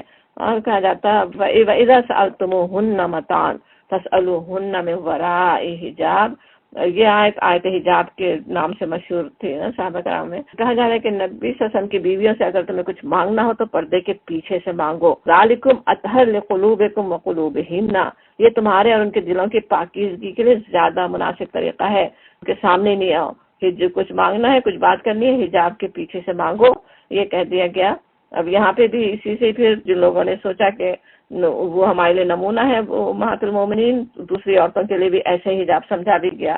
کسی نے سمجھا کہ نہیں یہ نبی ان کے لیے امہات المومنین کے لیے خاص ہے، خود اس پہ چاہے نہ بھی عمل کریں، اور یہ کہ تمہارے لیے ہرگز جائز نہیں، لیکن ظاہر زیادہ پاکیزہ طریقہ ہے بتایا جا رہا ہے۔ اور جب امہات المومنین اور صحابہ کرام کے لیے زیادہ پاکیزہ طریقہ ہے تو دوسرے لوگوں کے لیے بھی ظاہر ہے اس سے زیادہ ان کو ایسے پاکیزہ طریقے کی ضرورت ہے کہ اس کے اندر کوئی نہیں بنا سکے، دلوں میں کوئی شیطان کوئی دوسرے خیالات نہ ڈال سکے۔ تو اس کے لیے اگر مانگنا ہے تو پردے کے پیچھے سے مانگے۔ یہ بات ہمیں پتہ ہی ہے کہ نامحرم دو نامحرم لوگ تنہا اگر ہوں تو درمیان میں شیطانی ہوتا ہے، تو اس ایسا موقع بھی نہیں آنے دینے کی کوشش تو کرنا ہی چاہیے۔ تمہارے لیے ہرگز یہ جائز نہیں کہ اللہ کے رسول کو تکلیف دو، اور نہ یہ جائز ہے کہ ان کے بعد ان کی بیویوں سے نکاح کرو، یہ اللہ کے نزدیک بہت بڑا گناہ ہے۔ تم خواہ کوئی بات ظاہر کرو یا چھپاؤ، اللہ کو ہر بات کا علم ہے۔ وہ ان کو جیسے وہ ماؤں کی حیثیت ہے، اور نبی صلی اللہ علیہ وسلم کی بیویاں سب کی مائیں ہیں، ان سے پھر شادی نہیں ہو سکتی بعد میں بھی۔ اور پھر کہا جا رہا ہے ازواج نبی کے لیے کوئی مذائقہ نہیں ہے کہ ان کے باپ، ان کے بیٹے، ان کے بھائی، ان کے بھتیجے، ان کے بھانجے، ان کے میل جول کی عورتیں، ان کے مملوک ان گھروں میں آئیں۔ اے عورتوں، تمہیں اللہ کی نافرمانی سے پرہیز کرنا چاہیے، اللہ ہر چیز پر نگاہ رکھتا ہے۔ اب یہاں پہ بھی جس طرح پیچھے بھی تفسیر سورہ نور میں آ چکا تھا کہ محرم رشتے کون سے ہیں، وہ جیسے رشتے یہاں بتا دیے گئے، اور اسی طرح سے باپ، بیٹے، بھائی، بھتیجے، بھانجے، وہی عورتیں بھی میل جول کی عورتیں ہیں، اور یہ کہ ان کے مملوک غلام جو ہوتے تھے۔ تمہیں اللہ کی نافرمانی سے پرہیز کرنا چاہیے، اللہ ہر چیز پر نگاہ رکھتا ہے۔ شہین شہیدہ ان اللہ و ملائکتہ یصلون علی النبی، اللہ اور اس کے ملائکہ نبی پر درود بھیجتے ہیں۔ اللہ کا درود بھیجنا کیا ہوتا ہے ابھی ہم نے سمجھا، اللہ تعالیٰ کا کام میں برکت دینا، نام بلند کرنا، رحمتوں کی بارش برسانا، اور پھر ملائکہ اس کے لیے اللہ سے دعا کر رہے ہوں، درود اس طرح سے بھیجیں تو اب وہ بھیجتے ہیں۔ اور یا ایھا الذین آمنوا صلوا علیہ وسلموا تسلیما، تم بھی ان پر درود و سلام بھیجو۔ مومنوں کو جو کہا جا رہا ہے کہ وہ بھی وہ کام کریں، کس طرح سے جیسے درود بھیجنا جیسے نبی صلی اللہ علیہ وسلم پر احسان نہیں ہے بلکہ احسان کا حق ادا کرنے کے لیے اصل میں تو ہے نا، نبی صلی اللہ علیہ وسلم کے اتنے احسانات ہیں، آپ نے اتنی اذیتیں، اتنی تکلیف اٹھا کے اللہ کے دین کو بالکل صحیح حالت میں ہم تک پہنچایا، تو آپ کے احسان کا حق ادا کرنے کے لیے ہم خود کر بھی نہیں سکتے، ہم اللہ سے دعا کرتے ہیں، درود بھیجتے ہیں کہ اللہ تعالیٰ ان پہ اللہم صلی اللہ کہتے ہیں نا، اللہ آپ نبی صلی اللہ علیہ وسلم پر اپنی رحمت فرما. اور کیسی عزت کی بات ہے نا، نبی صلی اللہ علیہ وسلم پر اگر ہم درود بھیج رہے ہو، جیسے اللہ اور فرشتوں کی ہم نوائی انسان کر لے. اللہ اور فرشتے بھیجتے ہیں اور ہم سے بھی کہا جا رہا ہے ہم بھی بھیجیں، اور یہ کہ درود اور سلام بھیجو، دونوں کے طریقے نبی صلی اللہ علیہ وسلم نے سکھا بھی دیے. التحیات میں کس طرح ہم سلام بھیجتے ہیں، پھر درود بھیجنا. درود بھیجنے میں ہمیں یہ بھی پتہ ہے کہ وہی بہتر ہے درود جو نبی صلی اللہ علیہ وسلم نے خود سکھائے ہوں. اور کئی طرح کے درود آپ نے سکھائے، اس میں زیادہ مشہور جو ہم نماز میں پڑھتے ہیں اسی سے ملتے جلتے ہی ہیں، یا بالکل چھوٹے بھی پڑھے جا سکتے ہیں. جب آپ کا نام لیا جائے صلی اللہ علیہ وسلم، پڑھنا تو لازمی چیز ہے. اور پھر کہا جاتا ہے جو لوگ اللہ اور اس کے رسول کو اذیت دیتے ہیں ان پر دنیا اور آخرت میں اللہ نے لعنت فرمائی.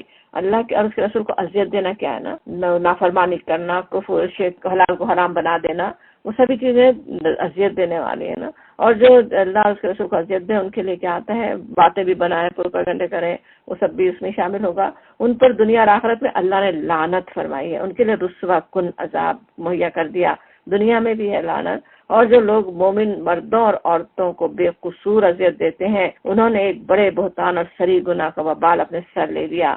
اور اسی طرح صرف اللہ اور رسول نے مومن مردوں اور عورتوں کو بھی بے قصور اذیت دیں، ان پہ اسکینڈل بنائے، ان پہ باتیں اچھالیں، انہیں تکلیف دیں، خود ان کے رسول کے پر ہی باتیں بنائے تو کیسی اذیت پہنچتی ہے نا مومنوں کو. تو وہ جو دے وہ بھی کیا ہے، بڑے بہتان اور سری گناہ کا وبال اپنے پر لے رہے ہیں. یا یہ نبی، پھر نبی صلی اللہ علیہ وسلم خطاب کہ قل آپ کہہ دیجئے، جیسے نبی صلی اللہ علیہ وسلم قائم کریں اس چیز کو اپنے گھر میں، اسی طرح سے ہر مومن اپنے گھر میں وہ قائم کرے. اور اپنے ازواج کا، اپنی بیویوں، بیٹیوں اور اہل ایمان کی عورتوں سے کہہ دو کہ اپنے اوپر چادروں کے پلو لٹکا لیا کریں. اصل لفظ یدنین علیہن من جلابیبہن. جلابیب جو ہے جلباب کی جمع، جلباب چادر کو کہتے ہیں. چادر جو باہر نکلتے وقت اکثر وہ ڈال لیتی تھی نا جہالت میں بھی، اور اکثر ہی قوموں میں رہا ہے. خود یہاں کے لوگوں کے پرانی موویز دیکھیں تو باہر نکلتے ہوئے ضرور ہر عورت کچھ اوپر ڈال کے نکل رہی ہے. تو وہ جہالت کے زمانے میں بھی وہ چادر اوپر ڈال کے نکلنے کا رواج تھا ہی. تو اسی چادر کے لیے ہم نے سورہ نور میں پڑھا تھا نا کہ اپنے سینوں پہ بھی بکر مار لیں. یہاں آتا ہے کہ اس کا حصہ یدنینا جب کہیں تو اس کا جیسے یدنینا علیہن اوپر سے ڈال لینا، اور من جلابی بھی ہننا آ رہا ہے تو اس سے من سے اصل میں لوگوں نے وہ جو چہرے کے پردے کی بات اس سے لوگوں نے سمجھی. جلباب کا جیسے تھوڑا حصہ اوپر سے لٹکا لیا جائے، وہ سمجھا کسی نے وہ مطلب نہیں لیا، بلکہ صرف اوپر سے چادر ڈالنے کا مطلب لیا. لیکن چادر ڈالنے کا تو حکم آ رہا ہے، نساء المومنین بھی ہے نا یہاں پہ، تمام عورتوں کے لیے بھی ہے. تو اسی لیے اوور گارمنٹ اوپر سے ایک چادر لینا، اوپر اوڑھنا، وہ بات سمجھ میں آتی ہے کہ لازمی ہے. اور یہ زیادہ مناسب طریقہ ہے، ذالک ادنا، جیسے کم سے کم چیز یہ ہے کہ اور رفنا، تاکہ وہ پہچان لی جائے، فلا یودین، اور نہ ستائی جائے. اس میں حکمت کیا ہے نا، اوپر سے اس طرح سے چادر ڈال دینے میں کہ ہر ایک کو پتہ چل جائے کہ یہ باحیا عورت ہے، اس سے کوئی اور امید نہیں رکھی جا سکتی، یہ مسلمان عورت ہے. کہ وکان اللہ غفور الرحیم کہنا اللہ تعالیٰ کی طرف سے ہمارے لیے بھی بہت ہی تسلی کی چیز ہے. اسی حکم کو عمل کرنے میں کتنے لوگوں نے کتنی ذرا عمل کیا، ہر ایک دوسرے کو بالکل غلط کہہ سکتا ہے. جو چہرہ کا پردہ کرنے والے جو ہیں وہ نہیں کرنے والوں کو برا سمجھے، کچھ اسکارف کو سمجھے ضروری، کچھ نہ سمجھے. تو ان سب میں ایک جو غلطی بھی ہو رہی ہے، اللہ تعالیٰ بہت بخشنے والا اور مہربان ہے. یا پہلے جو غلطیاں ہو چکی ہیں وہ اللہ تعالیٰ معاف کرنے والا اور مہربان ہے. اگر منافقین اور وہ لوگ جن کے دلوں میں خرابی ہے اور جو مدینے میں ہی جان انگیز افواہیں پھیلانے والے ہیں اپنی حرکتوں سے باز نہ آئے تو ہم ان کے خلاف کارروائی کرنے کے لیے تمہیں اٹھا کھڑا کریں گے، پھر وہ اس شہر میں مشکل سے تمہارے ساتھ رہ سکیں گے. اب یہاں منافقین کو دھمکی دی جا رہی ہے. اور یہ بھی سمجھنے کی بات ہے کون لوگ ہیں جو حضور کے ساتھ نہیں رہ سکتے، وہ جو ایسی افواہیں پھیلا رہے ہوں، جھوٹی باتیں پھیلا رہے ہوں، وہ نہیں رہ سکیں گے. اور ان پر ہر طرف سے لعنت کی بوچھاڑ ہوگی، ملعونین ہوں گے وہ، جہاں کہیں پائے جائیں گے پکڑے جائیں گے اور بری طرح مارے جائیں گے. یہ اللہ کی سنت ہے ایسے لوگوں کے معاملے میں جو پہلے سے چلی آ رہی ہے، اور تم اللہ کی سنت میں کوئی تبدیلی نہ پاؤ گے.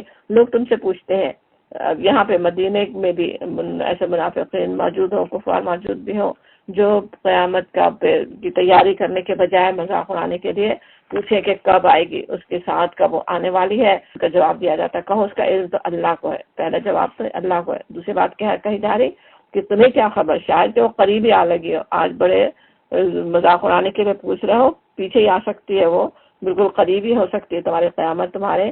بہرحال یہ یقینی امر ہے، لیکن یہ بات تو یقینی ہے قیامت جب بھی آئے. اصل کیا چیز ہے کہ ان اللہ لعن الکافرین وأعد لهم سعیرا، کہ اللہ نے کافروں پر لعنت کی ہے اور ان کے لیے بھڑکتی ہوئی آگ مہیا کر دی ہے جس میں وہ ہمیشہ رہیں گے خالدین فیہا ابدا، کوئی حامی اور مددگار نہ پا سکیں گے. جس روز ان کے چہرے آگ پر الٹ پلٹ کیے جائیں گے، اس وقت وہ کہیں گے کہ کاش یا لیتنا، کیسے کھینچ کر، اطعنا اللہ و اطعنا الرسول، اس وقت فریادیں کر رہے، چیخ رہے ہوں گے کاش ہم نے اللہ اور اس کے رسول کی اطاعت کی ہوتی.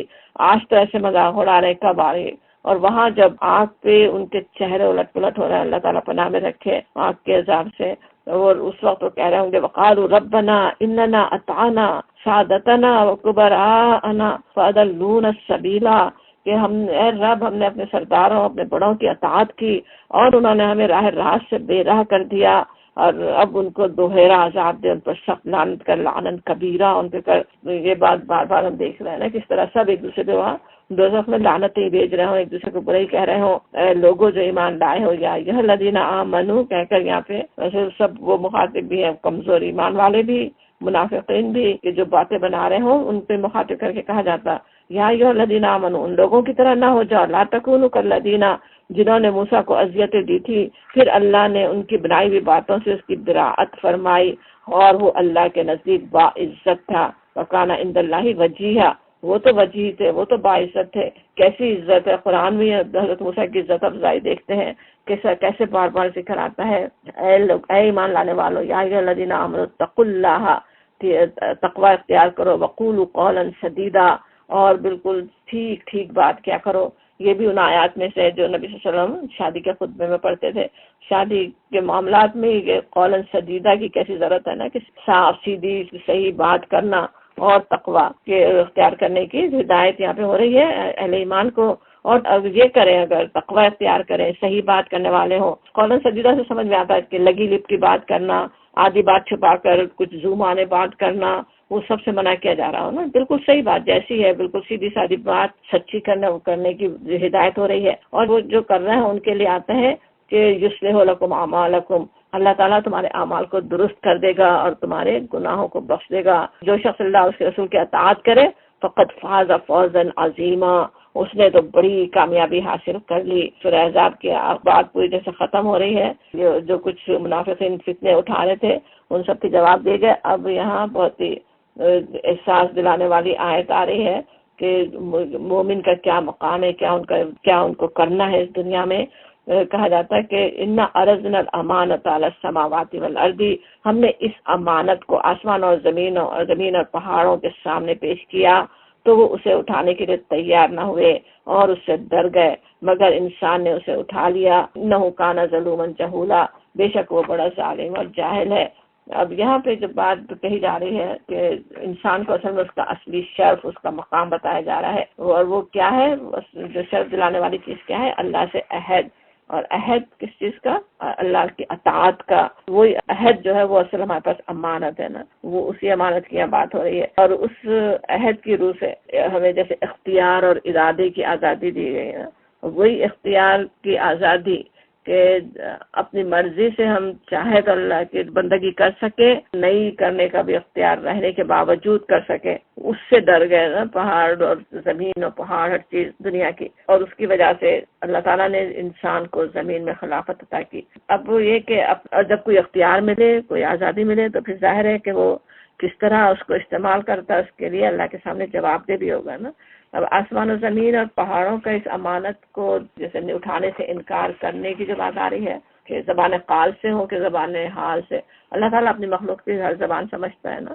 بول بھی سکتے ہیں وہ کہ نہیں اٹھا سکتے، بلکہ لیکن زبان حال سے زیادہ سمجھ میں آتا ہے نا کہ ان میں اتنی سخت ہی نہیں تھی، وہ کر ہی نہیں سکتے تھے، ذمہ داری کو اٹھانے کے وہ اہل ہی نہیں تھے نا. اس طرح سوچیں تو گویا انسان کو کس طرح تمام مخلوقات پہ کیسا شرف حاصل ہے. کہنے کو کیسے پہاڑ اور زمین اور آسمانوں کے مقابلے میں ایک کیسے چھوٹی سی چیز ہے انسان، لیکن وہ سب چیزیں اس کے لیے اسی لیے مسخر بھی کی گئی نا. اسے کسی کے آگے جھکنا نہیں ہے، ساری چیزیں اس کے لیے مسخر کی گئی ہیں.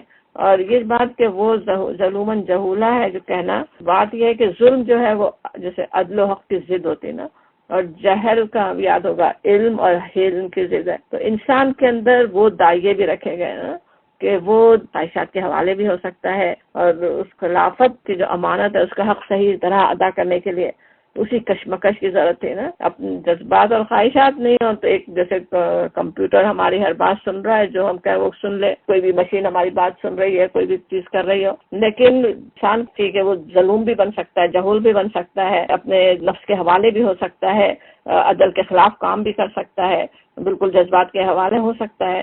لیکن اس کے باوجود پھر جب وہ اپنی امانت کی حفاظت کرتا ہے، اس عہد کی حفاظت کرتا ہے، اپنے رب کی بندگی کرتا ہے، تو پھر وہ مقام پا لیتا ہے جو کسی اور مخلوق کو حاصل نہیں ہے. لیکن اگر اس کا الٹ ہو، وہ ظلم اور جہولی بن جائے، تو پھر اس سب سے اسفل السافلین میں بھی جا سکتا ہے. امانت کے جو لازمی نتیجہ ہے اس امانت کو اٹھانے کا، پھر آخر میں نتیجہ کیا نکلنا ہے، لیعذب اللہ المنافقین والمنافقات، کہ اللہ منافق مردوں اور عورتوں اور مشرک مردوں اور عورتوں کو سزا دے، اور وَيَتُوبَ اللَّهُ عَلَى الْمُؤْمِنِينَ، توبہ قبول کر لے، پلٹ آئے اپنے مومن بندوں اور مومنات پر. وَكَانَ اللَّهُ غَفُورًا رَحِيمًا، اور اسی پہ بات ختم ہو اللہ کی ان صفات پہ. تو اس میں تو بہت ہی ہمیں ضرورت ہے کہ اللہ تعالیٰ ہمارے لیے غفور الرحیم ہو نا. اس امانت کو بھی اٹھانے میں، اس کا حق ادا کرنے میں ہمیں پتہ ہے کیا کچھ ہم سے غلطیاں ہو سکتی ہیں نا ادا کرنے میں، اور اللہ تعالیٰ بخشنے والا مہربان، رحم کے ساتھ اللہ تعالیٰ سے معاملہ کرنے والا ہے. بس یہ ہے کہ اس کے رحم کے بھروسے پہ انسان غافل نہیں ہو جائے، فکر رکھے، بخشش کے لیے کوشش کرتا رہے. اللہ تعالیٰ بخشنے والا بھی ہے. سورہ سبا شروع ہو رہی ہے، بسم اللہ الرحمن الرحیم. الحمدللہ سے شروع ہوتی ہے. الحمدللہ کا کلمہ کیسا کلمہ ہے، کیا کچھ اس کے معنی ہیں، اس پہ غور ہم بہت کرتے رہے. یہ بھی ہم نے سمجھا تھا کہ کس طرح قرآن میں مختلف مقامات پہ اس کی جیسے بڑے پیٹرن میں ایسی صورتیں آتی ہیں جو الحمدللہ سے شروع ہوئی. تو یہاں پہ اسی طرح سورہ کہف کے بعد اب اتنے ہی سپاروں کے بعد اب یہ سورہ شروع ہو رہی ہے، سورہ سبا، پھر اس کے بعد سورہ فاتر دونوں. الحمدللہ الذی، حمد اس خدا کے لیے، حمد بھی، حمد یاد ہوگا حمد کے اندر کیا کچھ ہے، تعریف بھی اور شکر بھی نا، کہ ہم اس خدا کے لیے، الحمدللہ اللہ کے لیے جو آسمانوں اور زمین کا ہر چیز کا مالک ہے. لہو ما فی السماوات و ما فی الارض ولہ الحمد فی الآخرہ، اور آخرت میں بھی اسی کی حمد ہے. وہو الحکیم الخبیر، وہ دانا اور باخبر ہے. یعلم ما یلج فی الارض وما یخرج منہا، جو کچھ زمین میں جاتا ہے اور جو کچھ اس سے نکلتا ہے، اور جو کچھ آسمان سے اترتا ہے، جو اس میں چڑھتا ہے، وہ ہر چیز کو وہ جانتا ہے. ہر کس طرح تب سبھی چیزیں آ گئی نا اس طرح، جو بھی زمین کے اندر جائے، ہمارے جسم کا ایک ایک ذرہ جو زمین میں ملے گا وہ سب اللہ کو پتا ہے کہ کہاں وہ جا رہا ہے. اور زمین سے جو کچھ بھی اٹھے، کون سا ذرہ نکل کے ہمارے جسم میں آ کے مل رہا ہے، کیا ہو رہا ہے، کون سی نباتات کہاں اگ رہی ہیں، پھر آسمان کی طرف کدھر کون سی روح جا رہی ہے، دعائیں کیسی جا رہی ہیں کہاں کہاں، وہ ہر چیز اللہ تعالیٰ جاننے والا ہے. وَهُوَ الرحیم الغفور، غفور الرحیم. تو ابھی پچھلی صورت میں بار بار پڑھ رہے تھے کیسا بخشنے والا مہربان ہے. تو اسی ترکیب بدل کر اللہ کے ناموں کے اور زیادہ خوبصورت لگتے ہیں نا، کہ وہ الرحیم الغفور ہے، بہت ہی مہربان اور بخشنے والا. الحمد سے بات شروع ہوئی تھی، رحم کے پہلے آنا بھی تھا نام، اگر اللہ تعالیٰ بہت ہی رحم کرنے والا ہے اور بخشنے والا بھی ہے. منکرین کہتے ہیں، وقال الذین کفروا، منکرین کہتے ہیں کہ کیا بات ہے کہ قیامت ہم پر نہیں آ رہی. انہیں لگتا ہے کہ ہم تو اتنی نافرمانیاں کر رہے ہیں، رسول کا مذاق اڑا رہے ہیں، اور قیامت تو آ رہی نہیں ہے. تو وہ یہ کہتے ہیں، کہو قسم ہے، قل بلا ربی، کہ میرے عالم الغیب پروردگار کی، کہ وہ تم پر آ کر رہے گی، وہ ضروری آنے والی ہے، بلا آنے والی ہے. اور ایک اس سے ذرہ برابر کوئی چیز نہ آسمانوں میں چھپی ہوئی ہے نہ زمین میں، کوئی چیز چھپی ہوئی نہیں ہے. ایک ایک دانہ، ایک ایک ذرہ اسے پتا ہے، اور سب کچھ ایک نمایاں دفتر میں درج ہے. وہی بات جیسے ہم سمجھ رہے تھے، جسم کا ایک ایک حصہ، ایک ایک چیز کہاں جا رہی ہے، سب اللہ کے پاس درج ہے. اور یہ قیامت اس لیے آئے گی کہ جزا دے اللہ ان لوگوں کو جو ایمان لائے اور نیک عمل کرتے رہے. اصل تو اللہ تعالیٰ نے آخرت اس لیے رکھی ہے جزا دینے کے لیے، لیکن انسان ہے نا جو اپنے آپ کو جہنم کے بھی حوالے کر لیتا ہے. ورنہ اللہ تعالیٰ تو جزا دینے کے لیے اس نے آخرت رکھی، ہر ایک کے لیے جنت مقام رکھا ہوا ہے، اور ان کے لیے مغفرت ہے، رزق کریم. اور جن لوگوں نے ہماری آیات کو نیچا دکھانے کے لیے زور لگایا ہے، ان کے لیے بدترین قسم کا عذاب ہے، عذاب من رجز علیم آتا ہے۔ رجز کہیں تو جیسے کپی جس سے ہو جائے نا، تو آ جائے ایسا عذاب۔ اور یہ کہ کہا جاتا وَيَرَى الَّذِينَ أُوتُوا الْعِلْمَ الَّذِي أُنزِلَ إِلَيْكَ مِن رَبِّكَ، کہ جیسے نبی صلی اللہ علیہ وسلم سے خطاب ہو رہا ہو کہ علم رکھنے والے خوب جانتے ہیں کہ جو کچھ آپ کے رب کی طرف سے آپ پر نازل کیا گیا وہ سراسر حق ہے، اور وہ بَيَهْدِي إِلَى صِرَاطِ الْعَزِيزِ الْحَمِيدِ، وہ اللہ عزیز و حمید کا راستہ دکھاتا ہے۔ تو وہ جو ہے یہ جو کلام ہے، جو اللہ تعالیٰ نے جو کلام اتارا وہ کیا ہے؟ یہدی، ہدایت دیتا ہے۔ کس طرح؟ صراط مستقیم کے بجائے یہاں پہ جیسے صراط العزیز الحمید کہا جا رہا ہے۔ صراط الحمید بھی دوسری جگہ جیسے کہا گیا تھا پیچھے سورہ حج میں، آخرت میں جنت کی طرف لے جانے والے راستے کو وہاں پہ صراط الحمید کہا گیا تھا۔ اب یہاں جب صراط العزیز الحمید کہا جائے تو وہ سمجھ میں آتا ہے، اصل تو عزیز الحمید اللہ تعالیٰ کی صفات آ رہے ہیں، وہ جو اللہ جو عزیز اور حمید ہے۔ یا پھر یہ بھی کہ وہ جو جنت کی طرف تک لے جانے والا راستہ ہے، دنیا میں سیدھے راستے پر، ایسے راستے پر چلا دے، اور یہ کلام، یہ کتاب ہمیں اس راستے پہ چلانے والی ہے جو ہمیں اپنے عزیز و حمید آقا تک پہنچانے والا ہے، عزیز کی رضا تک پہنچانے والا ہے۔ منکرین لوگ کہتے ہیں کہ ہم بتائیں تمہیں ایسا شخص جو خبر دیتا ہے کہ جب تمہارے جسم کا ذرہ ذرہ منتشر ہو چکا ہوگا اس وقت تم نئے سرے سے پیدا کر دیے جاؤ گے۔ نہ معلوم یہ شخص اللہ کے نام سے جھوٹ گڑتا ہے یا اسے جنون لاحق ہے۔ جو لوگ مذاق اڑاتے ہیں ان کی بات ہو رہی نہیں، بلکہ جو لوگ آخرت کو نہیں مانتے وہ عذاب میں مبتلا ہونے والے ہیں، اور وہی بری طرح بہکے ہوئے ہیں، دلال البعید میں ہیں۔ کیا انہوں نے کبھی اس آسمان اور زمین کو نہیں دیکھا جو انہیں آگے اور پیچھے سے گھیرے ہوئے ہے؟ ہم چاہیں تو انہیں زمین میں دھسا دیں یا آسمان کے کچھ ٹکڑے ان پر گرا دیں۔ در حقیقت اس میں بڑی نشانی ہے، آیا ہے لکل عبد منیب، ہر اس بندے کے لیے جو اللہ کی طرف رجوع کرنے والا ہے۔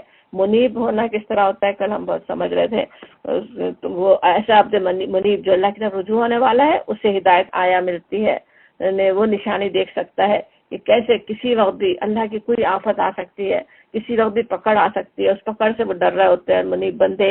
ہم نے داؤد کو اپنے ہاں سے بڑا فضل عطا کیا تھا، ہم نے کہا تھا کہ اے پہاڑوں یا جبالو اوبی معاہو، اے پہاڑوں اس کے ساتھ، اوبی ویسے کہیں تو کیسا ہوتا ہے نا جسے رجوع ہو جاؤ اس کی طرف، ہم آہنگی کرو، معاہو اس کے ساتھ مل کر جیسے اللہ کی طرف رجوع ہو جائے۔ وَالطَّيْرُ، اور پرندوں کو بھی یہی حکم دیا گیا تھا، اور ہم نے لوہے کو اس کے لیے نرم کر دیا تھا۔ اور لوہے کو اس کا پہاڑوں کا اور پرندوں کی بات پتہ ہے، یاد ہوگی داؤد علیہ السلام کی کیسے خوبصورت آواز تھی، اور کس طرح وہ جب آپ تسبیح کرتے اللہ کی ہم بیان کرتے تھے تو اس پہاڑ اور پرندے سب آپ کے ساتھ ہم آہنگی کر رہے ہوتے تھے۔ اور لوہے کو نرم کر دینا، جیسے لوہے کا استعمال پہلے بھی انسانوں کو پتا تھا لیکن ان کو بہت سستے طریقے پتہ چل گئے تو داؤد علیہ السلام کو، اور ان کے لیے بہت آسان ہو گیا تھا اس کا استعمال کرنا۔ انہوں نے بہترین طریقے سے، پیچھے بھی ہم نے پڑھا تھا کہ کیسے انہوں نے ایسی زرہیں بنائی جو پہننا جس کا آسان تھا، اور اس ہدایت کے ساتھ کہ زرہیں بنا اور ان کے حلقے ٹھیک اندازے پر رکھ، وَعَمَلُوا صَالِحًا، اور نیک عمل کرو، جو کچھ تم کرتے ہو میں اسے دیکھ رہا ہوں۔ وقدر فی السردی جو ہے وہ ایک طرح سے، ایک تو یہ بھی کہ پہننے کے لیے اچھے ناپ سے، ٹھیک ناپ سے بنائے، حلقے بنائے، زرہیں اس طرح کی انہوں نے بنائی بھی تھی۔ دوسرے یہ بھی کہ ایک اندازے سے بنائے، ایسا نہیں ہو کہ اسی پہ لگ جائے، ضرورت سے زیادہ ہی جنگی تیاریاں ہو رہی ہوں، بلکہ ایک اندازے کے ساتھ وہ بناؤ اور نیک عمل کرو۔ اور انی بما تعملون بصیر، ہم جو کچھ تم کرتے ہو میں دیکھ رہا ہوں۔ اور سلیمان کے لیے ہم نے ہوا کو مسخر کر دیا، صبح کے وقت اس کا چلنا 1 مہینے کی راہ تک، اور شام کے وقت اس کا چلنا 1 مہینے کی راہ تک۔ یہ بھی بات پیچھے ہم نے سمجھی تھی غالباً کہ کس طرح وہ ہوائیں بھی جس طرح انہیں ضرورت ہوتی تھی جہاں تجارت کے قافلے جانے کی اس طرف چل رہی ہوتی تھی، اللہ تعالیٰ نے مسخر کیا تھا ان کے لیے۔ ہم نے اس کے لیے پگھلے ہوئے تانبے کا چشمہ بہا دیا۔ اب وہ چشمے چاہے انہوں نے چشمے کی طرح ہی اس کو پگھلا کے رکھا بھی ہو، یا یہ کہ تانبے سے بھی انہوں نے ایسے کام لیے کہ جیسے تانبے کا چشمہ ہی ان کے لیے بہ رہا ہو، ایسے جن اس کے تابع کر دیے جو اپنے رب کے حکم سے اس کے آگے کام کرتے تھے، اللہ کے حکم سے کرتے تھے لیکن حضرت سلیمان کے لیے، اور ان میں سے جو ہمارے حکم سے سرتابی کرتا اس کو ہم بڑا تیری آنکھ کا مزہ چکھاتے تھے، اور وہ اس کے لیے بناتے تھے جو کچھ وہ چاہتا وہ بناتے تھے، اونچی عمارتیں، تصویریں، بڑے بڑے حوض جیسے لگن، اور اپنی جگہ سے نہ ہٹنے والی بھاری دیگیں۔ اب یہ بھی سمجھ میں آتا ہے کہ کس طرح اللہ تعالیٰ نے انہیں بہترین حکومت دی، کیسے کیسی صلاحیتیں دی، اور انہوں نے کیسے کام بھی کیے، بڑے بڑے لگن، حوض جیسے لگن اور نہیں ہٹنے والی دیگیں، بڑے بڑے لنگر لگتے تھے جس میں بڑے کھانے بن رہے ہوں، مشروبات تیار ہو رہے ہوں، عام تمام لوگوں کو کھانے بانٹے جا رہے ہوں۔ اے ملو آل داؤد شکرائے آل داؤد، عمل کرو شکر کے طریقے پہ۔ یہ سمجھ میں آتا ہے کہ شکر کا کیا طریقہ ہے، طریقہ تھا نا شکر زبان سے ہی نہیں اپنے عمل سے کر رہے تھے۔ اللہ نے دولت دی، طاقت دی، اتنے جنوں سے کام لینا ان کے لیے آسان کر دیا، ان جنوں سے انہوں نے کیسے کیسے کام لیے، بہترین شکر کیا، لوگوں کے بہبود کے لیے، لوگوں کے فائدے کے لیے کام لیے۔ وقلیل من عبادی الشکور، میرے بندے کم ہی شکر گزار ہیں۔ ایک کیسی بڑی حقیقت ہی ہے نا، یہ ہمیں پتہ ہے کہ کس طرح شکر انسانوں میں کیسا کم ہوتا ہے۔ ہر انسان کو دیکھے جو حال میں جس وقت جو چیز ملی ہو اس سے تو وہ ناخوش ہو، وہی وقت گزر چکا ہو تو چاہے اس کا شکر کرے کہ وہ تو بہت ہی اچھا وقت تھا، لیکن اس وقت تو شکر کرنا بڑا مشکل انسان کے لیے ہوتا ہے نا۔ تو وہ جو ہے اللہ تعالیٰ فرما رہے کم ہی ہوتے ہیں۔ اللہ انشاءاللہ ہم ایسے قلیل بندوں میں ہوں جو اللہ کے شکر گزار ہر حال میں رہنے والے ہوں۔ پھر جب سلیمان پر ہم نے موت کا فیصلہ نافذ کیا تو جنوں کو اس کی موت کا پتہ دینے والی کوئی چیز اس گھن کے سوا نہ تھی جو اس کے عصا کو کھا رہا تھا، اور جیسے عصا کو پکڑ کے کھڑے ہوئے ہوں اور جن ان کو دیکھ کر کام کر رہے تھے، اور اسی حالت میں موت آ گئی اور اللہ تعالیٰ نے ان کو وہیں کھڑا ہی رکھا، اور جن سمجھتے رہے کہ جیسے وہ زندہ کھڑے ہوئے ہیں۔ حضرت سلیمان علیہ السلام کی باڈی کے لیے وہ کام کر رہے تھے کتنے عرصے تک، گھن لگنے میں سوچیں کتنا ٹائم لگتا ہے نا، کہ اس پہ گھن لگے عصا میں، پھر وہ جا کے وہ اندر سے کھوکھلی ہو، پھر وہ گرے، پھر جب سلیمان گر پڑا تو جنوں پر یہ بات کھل گئی کہ اگر وہ غیب کے جاننے والے ہوتے تو اس ذلت کے عذاب میں مبتلا نہ رہتے۔ یعنی جنوں کو بھی دھوکہ تھا، اپنے اوپر کچھ خوش فہمی تھی کہ وہ غیب کا حال جان سکتے ہیں، اور یہاں انسانوں کو بھی بتایا جا رہا ہے، انسان جو اکثر سمجھ رہے ہوتے کہ وہ غیب کا حال بتا سکتے ہیں، جن بتایا جا رہا ہے کہ نہیں، وہ بھی غیب کا علم ہی رکھتے تھے۔ ان کے سامنے حضرت سلیمان اللہ کو پیارے ہو چکے، انہیں پتہ ہی نہیں تھا۔ اور سبا کے لیے اب ایک دوسری قسم کی مثال آ رہی ہے، وہ جو شکر گزار بندے تھے حضرت داؤد اور حضرت سلیمان، ان کا بتایا گیا وہ کیسے شکر کرنے والے تھے، اور جو ناشکری کرنے والی قوم ہو تو اس کا کیا پھر انجام ہوتا ہے۔ سبا کے لیے ان کے مسکن ہی میں ایک نشانی موجود تھی، 2 باغ دائیں اور بائیں۔ 2 باغ دائیں اور بائیں کہنے سے اصل بات یہ سمجھ میں آتی کہ جیسے ہر طرف باغ ہو، سیدھی طرف نظر ڈالو تو باغ، دوسری طرف نظر ڈالو تو باغ۔ اللہ تعالیٰ نے اتنا کچھ انہیں دیا ہوا تھا، کھاؤ اپنے رب کا دیا ہوا رزق پر شکر بجا لاؤ۔ اب یہ جیسے ہر چیز جیسے اللہ کی نعمتیں اپنے زبان حال سے کہہ رہی ہوتی انسان سے نا، کہ مل رہی ہیں تو اب انہیں فائدہ اٹھاؤ اور اللہ کی شکر گزار بنو۔ بلدتن طیبتن، پاکیزہ ملک، سوچ سکتے ہیں اتنے باغ جس بستی میں ہو وہ کیا ہوا تک پاکیزہ ہو نا، خوشبوئیں اڑ رہی ہوں۔ ورب غفور، پروردگار ہے بخشش فرمانے والا، اللہ تعالیٰ بخشنے والا ہے، اس کے شکر گزار اگر بنو۔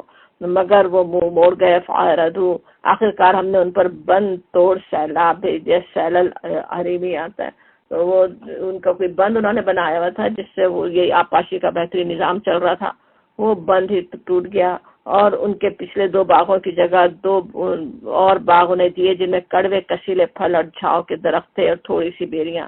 یعنی ایسا وہ سیلاب آیا، سیلاب کے بعد حالانکہ اکثر زمین زرخیز ہوتی ہے، مگر وہ تو اللہ تعالیٰ کے جیسے عذاب کا شکار ایک طرح سے ہوئے کہ وہ جو ہے زمین ہی ساری برباد ہو گئی ان کی، اس میں اب کچھ اور لگ نہیں رہی تھی پیداوار، کڑوے کھسیلے پھلوں کے علاوہ تھوڑی سی بیریاں۔ یہ تھا ان کے کفر کا بدلہ، جو ناشکری کر رہے تھے جو ہم نے ان کو دیا، اور ناشکر انسان کے سوا ایسا بدلہ اور کسی کو نہیں دیتے۔ اور ہم نے ان کے اور ان بستیوں کے درمیان جن کو ہم نے برکت عطا کی تھی، ان کے قوم سبا کا مسکن ہمیں پتہ ہے کچھ یمن کی طرف تھا نا، اور برکت عطا کی کہ بستی کس کو کہا جاتا ہے، فلسطین کو، تو ان کے درمیان نمایاں بستیاں بسا دی تھی، ہم نے بسا دی تھی۔ آتا ہے انسان خود سے بس جاتے، لیکن جیسے اللہ تعالیٰ کا تو پلان چل رہا ہوتا ہے نا کہ کہاں کون بسے، اور ان میں سفر کی مسافتیں ایک اندازے پر رکھ دی تھی، یعنی بستیاں ایسی پوری بسی ہوئی تھی جگہ جگہ کہ انسان صبح ایک جگہ نکلے دوپہر دوسری جگہ پہنچ جائے، اس کے اندازے پر مسافتیں تھیں۔ چلو پھر ان راستوں میں اور پورے امن کے ساتھ، مگر انہوں نے کہا اے ہمارے رب ہماری سفر کی مسافتیں لمبی کر دے۔ اب یہ بھی کہنا ضروری نہیں کہ مسافتیں لمبی کہہ رہا، مگر جو عمل جو کر رہے تھے وہ ان کا عمل ہی کہہ رہا تھا نا، جس طرح اردو میں بھی ہم کہتے ہیں نا اپنی شامت بلا رہے ہیں، تو شامت بلانا، کوئی بلاتا نہیں شامت، مگر کام ایسے کر رہا ہے کہ شامت کو بلا رہے ہیں، تو اسی طرح وہ بھی کہہ رہا ہوں سفر کی مسافتیں لمبی کر دے. کئی طرح سے ہو سکتا ہے، ویسے ان کی ہو سکتا خواہش ہو رہی ہو کہ یہ اتنی بستیاں بسی ہوئی ہیں، ہمارے تجارت کا مال بیچ میں جا رہا ہے، یہ بس لوگ کم ہو جائیں، اس طرح کی کوئی ان کی خواہش ہو رہی ہو. تو یا یہ کہ ان کے عمل ہی ایسے ناشکری کی تھے، اس کی وجہ اس کو کہا جا رہا انہوں نے اپنے اوپر آپ ظلم کیا، آخرکار ہم نے انہیں افسانہ بنا کر رکھ دیا اور انہیں بالکل تتر بتر کر ڈالا. فجعلناہم احادیث ہے. اب جب بالکل خاتمہ ہی ہو جائے کسی قوم کا تو پھر کیا ہوگا؟ بس باتوں میں رہ جائے گی نا، وہ اس کے بارے میں باتیں ہی ہوتی رہیں گی. اور وہ تھا بھی ان کا مشہور تھا قوم سبا کی ترقی اتنی زیادہ، ان کے خوشحالی اور پھر ان کی ایسی بربادی، جیسے تتر بتر ہونا ضرب المثل بن گیا تھا نا لوگوں میں. اس وقت بھی قرآن کے نزول کے وقت بھی لوگ اسی طرح ان کو جانتے تھے. اور یقیناً اس میں نشانیاں کے لیے لکل صبار شکور، ہر شخص کے لیے جو بڑا صابر و شاکر ہو. ان کے معاملے میں ابلیس نے اپنا گمان صحیح پایا اور انہوں نے اس کی پیروی کی، سوائے ایک تھوڑے سے گروہ کے جو مومن تھا. ابلیس کو ان پر کوئی اقتدار حاصل نہ تھا، مگر جو کچھ ہوا وہ اس لیے ہوا کہ ہم یہ دیکھنا چاہتے تھے کہ کون آخرت کا ماننے والا ہے اور کون اس کی طرف سے شک میں پڑا ہوا ہے، اور تیرا رب ہر چیز پر نگران ہے. شیطان تو بس بہکانے کا کام کرتا ہے نا. اس نے بہکایا اور لوگوں نے اس کی بات مان لی. اور یہ امتحان تو ہے ہر ایک کے ساتھ ہے یہ امتحان. یہ بات سمجھنے کی ضرورت ہے. یہاں پہ ان مشرکین سے کہو کہ دیکھو پکار دیکھو اپنے معبودوں، ان معبودوں کو جنہیں تم اللہ کے سوا اپنا معبود سمجھے بیٹھے ہو. وہ نہ آسمانوں میں کسی ذرہ برابر چیز کے مالک ہیں، نہ زمین میں. وہ آسمان اور زمین کی ملکیت میں شریک بھی نہیں ہے. ان میں سے کوئی اللہ کا مددگار بھی نہیں ہے، اور اللہ کے حضور کوئی شفاعت بھی کسی کے لیے نافع نہیں ہو سکتی. بار بار قرآن میں بتا دیا جاتا کہ کسی کو نفع نہیں پہنچا سکتی سوائے اس شخص کے جس کے لیے اللہ نے سفارش کی اجازت دی ہو. جو سفارش جو لوگ کریں گے بھی، جیسے نبی صلی اللہ علیہ وسلم ہیں، مقام محمود پہ ہوں گے، لیکن انہی کے بارے میں جن کے بارے میں اللہ تعالیٰ اجازت دے. حتیٰ کہ جب لوگوں کے دلوں سے گھبراہٹ دور ہوگی. آج تو لوگ یہ سمجھے بیٹھے ہیں کہ بس ہمیں مل جائے گی عیسیٰ کی شفاعت مل جائے گی، فلاں کی شفاعت مل جائے گی، اور جیسے کوئی بہت ہی مطمئن ہے. وہاں کیا حال ہوگا؟ وہ نقشہ کھینچا جاتا جب لوگوں کے دلوں کی گھر سے گھبراہٹ دور ہوگی. وہ دیکھ رہے ہیں کہ سفارش ہماری مان لی جائے، دعا قبول ہو جائے. جو ہمارے لیے سفارش کر رہے ہیں تو وہ پوچھیں گے ان سے کہ وہ سفارش کرنے والوں سے پوچھیں گے کہ تمہارے رب نے کیا جواب دیا؟ وہ کہیں گے ٹھیک ہی جواب دیا. قال الحق، وہ تو حق ہی جواب اللہ کی طرف سے مل رہا ہے. اور یہ کہ وہو العلی الکبیر، وہ بزرگ و برتر ہے. جو بھی اللہ تعالیٰ دعا قبول کرے نہ کرے وہ حق ہی ہوگا. اور ان سے پوچھو کہ کون ہے کون تم کو آسمان اور زمین سے رزق دیتا ہے؟ کہو اللہ. اللہ محالہ ہم میں اور تم میں کوئی ایک ہی ہدایت پر ہے یا کھلی گمراہی میں پڑا ہوا ہے. ان سے کہو جو قصور ہم نے کیا ہو اس کی کوئی بات پرس تم سے نہ ہوگی، اور جو کچھ تم کر رہے ہو اس کی کوئی جواب طلبی ہم سے نہیں کی جائے گی. وہی بات کہ تمہارا عمل تمہارے ساتھ ہے، ہمارا ہمارے ساتھ ہے. کہو ہمارا رب ہم کو جمع کرے گا، پھر ہمارے درمیان ٹھیک ٹھیک فیصلہ کر دے گا. آج تم ہمیں غلط کہہ رہے ہو، لیکن اصل بات یہ سوچ لو اللہ کے پاس جب جمع ہوں گے وہاں فیصلہ ہو جائے گا کون صحیح ہے. وہ الفتاح العلیم، وہ زبردست حاکم ہے اور سب کچھ جانتا ہے. وہ سب فتح کہے تو کیسے فیصلہ کرنے والا، ٹھیک ٹھیک فیصلہ کرنے والا ہے. ان سے کہو ذرا مجھے دکھاؤ تو صحیح وہ کون ہستیاں ہیں جنہیں تم نے اس کے ساتھ شریک لگا رکھا ہے. بل هو اللہ العزیز الحکیم، نہیں تم جو ہستیاں دیکھ رہے ہو وہ کچھ نہیں ہے، اصل تو اللہ ہے، العزیز الحکیم ہے. اور ہم نے آپ کو وما ارسلناک، ہم نے آپ کو نہیں بھیجا مگر اللہ کافۃ للناس، تمام انسانوں کے لیے، قیامت تک کے انسانوں کے لیے، بشیر اور نذیر بنا کر تمام دنیا کے تمام انسانوں کے لیے بشیر اور نذیر. اب یہ بات جیسے ہم پڑھ رہا تو ہمیں بھی بہت ہی ڈرنے کی ضرورت ہوتی ہے نا. نبی صلی اللہ علیہ وسلم نے اب ہم پہ کام ڈال دیا، وہ کام ہمیں کرنا ہے، ہمیں بشارت اور انذار کرنا ہے، ہمیں لوگوں تک پہنچانا ہے. اور ایک کہ اللہ تعالیٰ اپنی رحمت سے معاف کرے جو اس میں ہم سے کمی ہوتی ہے ہو رہی ہے. وَلَٰكِنَّ أَكْثَرَ النَّاسِ لَا يَعْلَمُونَ، مگر اکثر لوگ جانتے نہیں ہیں. یہ لوگ تم سے کہتے ہیں کہ وہ قیامت کا وعدہ کب پورا ہوگا اگر تم سچے ہو. کہو تمہارے لیے ایک ایسے دن کی میعاد مقرر ہے جس کے آنے میں نہ ایک گھر بھری کی تاخیر تم کر سکتے ہو اور نہ ایک گھڑی بھر پہلے اسے لا سکتے ہو. اللہ تعالیٰ کے پاس بالکل ٹائم طے ہے، کوئی ایک لمحہ بھی آگے پیچھے نہیں ہونے والا. یہ کافر کہتے ہیں ہم ہرگز اس قرآن کو نہ مانیں گے اور نہ اس سے پہلے آئی بھی کسی کو تسلیم کریں گے. کاش تم دیکھو ان کا حال اس وقت جب یہ ظالم اپنے رب کے حضور کھڑے ہوں گے. اس وقت یہ ایک دوسرے پر الزام دھریں گے. جو لوگ دنیا میں دبا کر رکھے گئے تھے وہ بڑے بننے والوں سے کہیں گے اگر تم نہ ہوتے تو ہم مومن ہوتے. وہاں پہ لڑ رہے ہوں گے کہ تمہاری وجہ سے تم نے ہمیں بہکایا. اور وہ بڑے بننے والے جو تھے قال الذین استکبروا للذین استضعفوا، جو کمزور لوگوں سے کہیں گے کہ کیا ہم نے تمہیں اس ہدایت سے روکا تھا جو تمہارے پاس آئی تھی؟ نہیں، بلکہ تم خود مجرم ہو، خود ہی چاہتے تھے برائیاں کرنا، اس لیے ہمارے پیچھے آئے تھے۔ وہ دبے ہوئے لوگ ان بڑے بننے والوں سے کہیں گے نہیں، بلکہ شب و روز کی مکاری تھی جب تم ہم سے کہتے تھے کہ ہم اللہ سے کفر کریں اور دوسروں کو اس کا ہمسر ٹھہرائیں۔ اب یہ بات کہی جا رہی ہے کہ آج سوچ لیں، پیچھے جانے والے ایسے لوگوں کے پیچھے جو جا رہے ہوں وہ خود سمجھ لیں کہ کیا کر رہے ہیں۔ آخرکار جب یہ لوگ عذاب دیکھیں گے تو اپنے دلوں میں پچھتائیں گے، اور ہم ان منکرین کے گلوں میں توق ڈال دیں گے، کیا لوگوں کو اس کے سوا اور کوئی بدلہ دیا جا سکتا ہے کہ ہل یجزون الا ما كانوا يعملون، کہ جو وہی جزا جیسے انہوں نے عمل کیے ہوں۔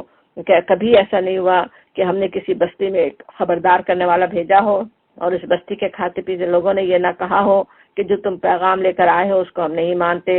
انہوں نے ہمیشہ یہی کہا کہ ہم تم سے زیادہ مال و اولاد رکھتے ہیں اور ہم ہرگز سزا پانے والے نہیں ہیں۔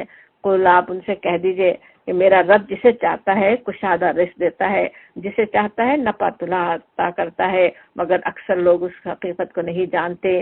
یہ تمہاری دولت اور تمہارے اولاد نہیں ہے جو تمہیں ہم سے قریب کرتی ہے۔ مال و اولاد پہ لوگ اتراتے ہیں نا کہ اللہ نے دیا ہوا ہے تو ضرور ہم سے خوش ہے اللہ تعالیٰ، اس لیے ہمیں نواز رہا ہے اتنا۔ اللہ تعالیٰ فرماتا ہے وہ ہم سے قریب نہیں کرتی، ہاں مگر جو ایمان لائے اور نیک عمل کرے وہ یہی لوگ ہیں جن کے عمل کی دوہری جزا ہے، اور وہ بلند و بالا عمارتوں میں اطمینان سے رہیں گے۔ دوہری جزا ہے کیونکہ جو بھی خود عمل کرتا ہے دوسروں کے لیے بھی نمونہ بھی بنتا ہے نا، اپنی اولاد کو اس پہ چلا رہا ہے، پیچھے آنے والوں کو چلا رہا ہے، وہ ان کے لیے بھی دوہری جزا ہے۔ اور وہ غرفات میں آمنون، امن سے رہیں گے۔ رہے وہ لوگ جو ہماری آیات کو نیچا دکھانے کے لیے دوڑ دھوپ کرتے ہیں وہ تو عذاب میں مبتلا ہوں گے۔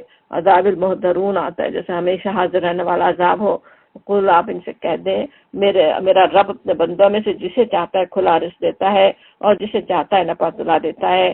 جو کچھ تم خرچ کر دیتے ہو اس کی جگہ وہی تم کو اور دیتا ہے، اور وہ ہوا خیر الرازقین، کون سے بہتر رازق ہے، رازقوں سے بہتر رازق ہے۔ اور جس دن وہ تمام انسانوں کو جمع کرے گا پھر فرشتوں سے پوچھے گا کیا یہ لوگ تمہاری ہی عبادت کیا کرتے تھے؟ وہ جواب دیں گے قالوا سبحانک، آپ پاک ہے آپ کی ذات، انت ولینا، آپ ہمارے ولی ہیں، من دونہم، ان کے ہمارا تعلق آپ سے نہ کہ ان لوگوں سے۔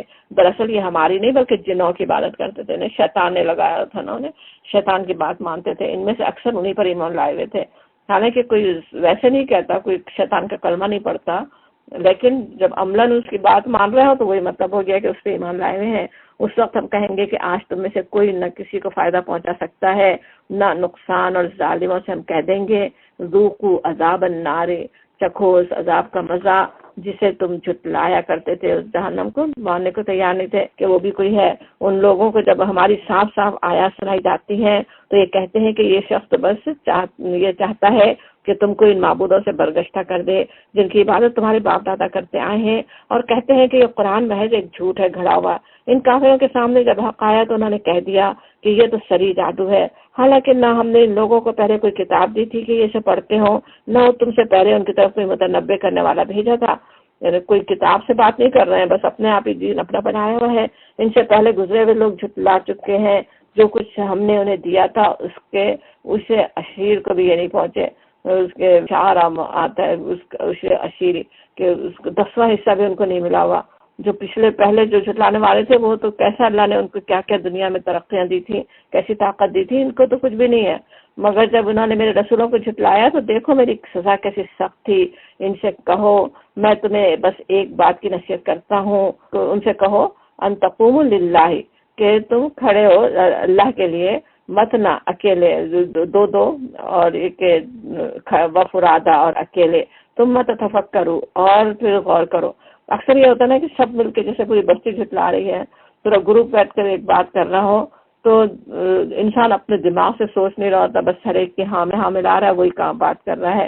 تو جیسے کہا جا رہا ہو کہ آپ ان سے کہیں اکیلے میں سوچو، دو مل کے سوچو، کوئی بات صحیح سے سمجھ میں آئے، نبی صلی اللہ علیہ وسلم پہ غور کریں، آپ نے کبھی جھوٹ نہیں بولا، آپ نے کبھی ایسی بات نہیں کی، کیسے آپ نشانی دکھا رہے ہیں، نبی صلی اللہ علیہ وسلم کی ذات میں، آپ کے کلام میں کیسی بینات تھے، وہ سمجھ میں آ سکتے تھے ذرا سا غور کریں تو وہ کہا جا رہا ہے کہ سوچو کہ تمہارے صاحب میں صاحب کیوں آتا ہے، تاکہ سوچیں کہ جانتے تھے، تم پہلے سے جانتے تھے، تمہارے ساتھی تھے وہ، آخر ایسی کون سی بات ہے جو جنون کی ہو؟ وہ تو ایک سخت عذاب کی آمد سے پہلے تم کو متنبع کرنے والا ہے۔ ان سے کہو اگر میں نے تم سے کوئی اجر مانگا ہے تو وہ تمہیں کو مبارک رہے، میرا اجر تو اللہ کے ذمے ہے، وہ ہر چیز پر گواہ ہے۔ ان سے کہو میرا رب حق کا القاء کرتا ہے اور ایک وہ تمام پوشیدوں کا حقیقتوں کو جاننے والا ہے، اور کہو حق آ گیا۔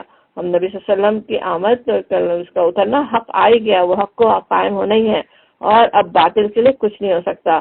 وما یبدی الباطل، باطل کو تو مٹ نہیں ہوگا۔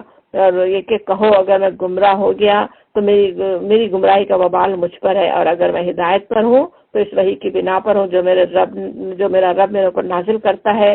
انہ سمیع قریب، وہ سب کو سنتا ہے، قریب ہی ہے۔ کاش تم دیکھو انہیں اس وقت جب یہ لوگ گھبرائے پھر رہے ہوں گے اور کہیں بچ کر نہ جا سکیں گے، بلکہ قریب ہی سے پکڑ لیے جائیں گے۔ اس وقت یہ کہیں گے کہ ہم اس پر ایمان لائے، حالانکہ اب دور نکلی ہوئی چیز کہاں ہاتھ آ سکتی ہے۔ اس سے پہلے یہ کفر کر چکے اور بلا تحقیق دور دور کی کوڑیاں لایا کرتے تھے، اس وقت جس چیز کی تمنا کر رہے ہوں گے اس سے محروم کر دیے جائیں گے، اور جس طرح ان کے پیش رو مشرب محروم ہو چکے ہیں، یہ بڑے گمراہ کن شک میں پڑے ہوئے ہیں۔ ان کو تنبیہ مسلسل ہو رہی ہے انکار کرنے والوں کو۔ سورہ فاطر، بسم اللہ الرحمن الرحیم، اسی طرح شروع ہوتی ہے الحمدللہ فاطر السماوات والارض، اسی لفظ سے سورت کا نام۔ فاطر کا لفظ بھی یاد ہوگا فتارہ سے، ویسے تو پیدا کرنے والا آسمان و زمین کا، لیکن فاطر کا کیا ہوتا ہے مانے؟ جیسے پھاڑنے والا، الگ کرنے والا۔ زمین کی پیدائش جس طرح ہوئی اس سے ہمیں سمجھ میں آتا ہے کہ فاطر کہنے سے کیا کچھ اس کا مطلب نکلتا ہے نا۔ اور اس میں کہا جا رہا ہے کہ تعریف ہے اللہ کے لیے جو فاطر السماوات والارض ہے، اور فرشتوں کو پیغام رساں مقرر کرنے والا ہے۔ وہ ہے جو فرشتوں کو پیغام رساں مقرر کرتا ہے، رسول اللہ بناتا ہے، وہ پیغام لے کر آ رہے ہیں نبی صلی اللہ علیہ وسلم کے پاس، جیسے کہا جا رہا ہو۔ اور ان فرشتوں کی تعریف آ رہی ہے کہ ایسے فرشتے جن کے 2 اور 3 اور 4 بازو ہیں، اور وہ اپنی مخلوق کی ساخت میں جیسا چاہتا ہے اضافہ کرتا ہے۔ یعنی وہ فرشتے پھر کیسے کیسے مختلف قوتوں کے ہیں۔ یہاں تو بس 2 3 4 کہا گیا۔ حدیث سے ہمیں پتہ چلتا ہے حضرت جبریل علیہ السلام کی 600 پر تک بھی آپ نے دیکھے، پورے افق پہ آپ ان کی ہستی چھائی ہوئی تھی۔ سیدھے اس کی طرف اشارہ ہے کہ اپنی مخلوق کے ساخت میں جیسا چاہتا ہے اللہ تعالیٰ اضافہ فرماتا ہے۔ تو وہ ہے فرشتے جس نے بنائے، پیدا کیے، جتنے چاہے ان کو طاقتیں دی، ان کو کیسے اللہ کے ساتھ تم شریک کر رہے ہو؟ وہ تو تمہارے پاس پیغام لے کر آ رہے ہیں۔ یہ یقیناً اللہ ہر چیز پر قادر ہے۔ اللہ جس رحمت کا دروازہ بھی لوگوں کے لیے کھول دے اسے کوئی روکنے والا نہیں، اور جسے وہ بند کر دے اسے اللہ کے بعد پھر کوئی دوسرا کھولنے والا نہیں۔ وہو العزیز الحکیم۔ اب یہ ویسے جو فرشتوں پہ جو ایمان رکھ رہے ہوں، ان سے بھروسے رکھ رہے ہیں، ان کو سنائی جا رہی، لیکن آیت یہ بہت ہی ہمیں بھی یاد رکھ لینے کی ہے۔ اپنے کتنی فیصلے جب کرتے وقت یہ آیت یاد ہو تو کیسے فیصلے ہمارے مختلف ہوں، کہ اصل چیز وہ ہے کہ اللہ تعالیٰ اگر چاہے رحمت کا دروازہ وہ کھولنا چاہے، کوئی نہیں بند کر سکتا، وہ تو مل کر رہے گی۔ اللہ کی رضا کی اصل فکر کرو، اس کی رحمت پانے کی اصل کوشش کرتے رہو، اور اگر وہ بند کر دے، اللہ کو ناراض کر دیا دوسروں کو خوش کرنے کے لیے، اللہ کی رحمت کا دروازہ اپنی طرف سے بند کر دیا، تو پھر کوئی اور دوسرا کھول نہیں سکے گا۔ وہ ہے العزیز الحکیم۔ یا ایھا الناس اذکروا نعمت اللہ علیکم، لوگوں تم پر جو اللہ کے احسانات ہیں انہیں یاد کرو۔ حل من خالق غیر اللہ، کوئی اللہ کے سوا کوئی اور بھی خالق ہے جو یرزقکم من السماء والارض، جو آسمان اور زمین سے تمہیں رزق دیتا ہو؟ پوری زمین آسمان کی طاقتیں مل کے کس کے حکم سے تمہیں رزق دے رہی ہیں؟ لا الہ الا ہوا، کوئی معبود اس کے سوا نہیں۔ فأنا توفکون، کہاں سے دھوکہ کھا رہے ہو؟ کیسے تم بہکائے جا رہے ہو؟ اب اگر یہ لوگ تمہیں جھٹلاتے ہیں، جیسے نبی صلی اللہ علیہ وسلم سے خطاب ہو رہا ہو، یہ کذبو کا آپ کو جھٹلاتے ہیں، تو یہ کوئی نئی بات نہیں۔ آپ سے پہلے بہت سے رسول جھٹلائے جا چکے، آپ کو اطمینان دلایا جاتا ہے کہ ایسے ہی سب کے ساتھ ہوا۔ وَإِلَى اللَّهِ تُرْجَعُ الْأُمُورُ، سارے معاملات اللہ کی طرف رجوع ہونے والے ہیں۔ لوگو یا ایھا الناس ان وعد اللہ حق، اللہ کا وعدہ یقیناً برحق ہے۔ فلا تغرنکم الحیات الدنیا، تو لہذا دنیا کی زندگی تمہیں دھوکے میں نہ ڈالے۔ واپس جانا ہے، اللہ کے پاس جانا ہے، دنیا تھوڑی سی ہے، اس کے دھوکے میں نہیں آؤ۔ ولا یغرنکم باللہ الغرور، اور وہ جو الغرور ہے، جو دھوکے باز، بڑا دھوکے باز شیطان تمہیں دھوکے میں نہ ڈالے اللہ کے بارے میں۔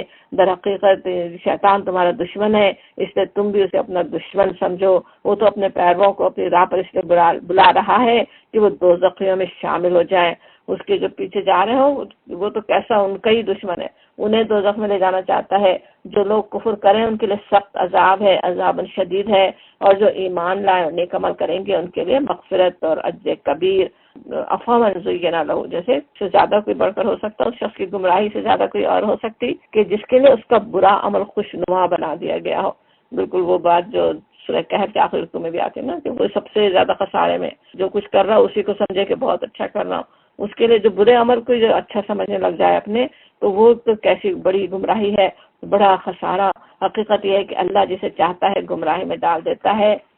یہاں پہ وہی ہے، من یشاء، جو چاہے، جو گمراہ ہونا چاہے اللہ تعالیٰ اسے گمراہ کرتا ہے، وَيَهْدِي مَن يَشَاءُ، جو ہدایت چاہے اللہ تعالیٰ اسے ہدایت دیتا ہے۔ یا یہ کہ فیصلہ بھی اللہ تعالیٰ کے علم اور حکمت کی بنا پہ ہر ایک کے بارے میں ہوتا ہے۔ تو فلا تذہب نفس کا، تذہب کہتے کیسے بالکل جان آپ کی گھلے نہیں، علیہ حسرات، علیہم حسرات، ان کے اوپر حسرتوں میں۔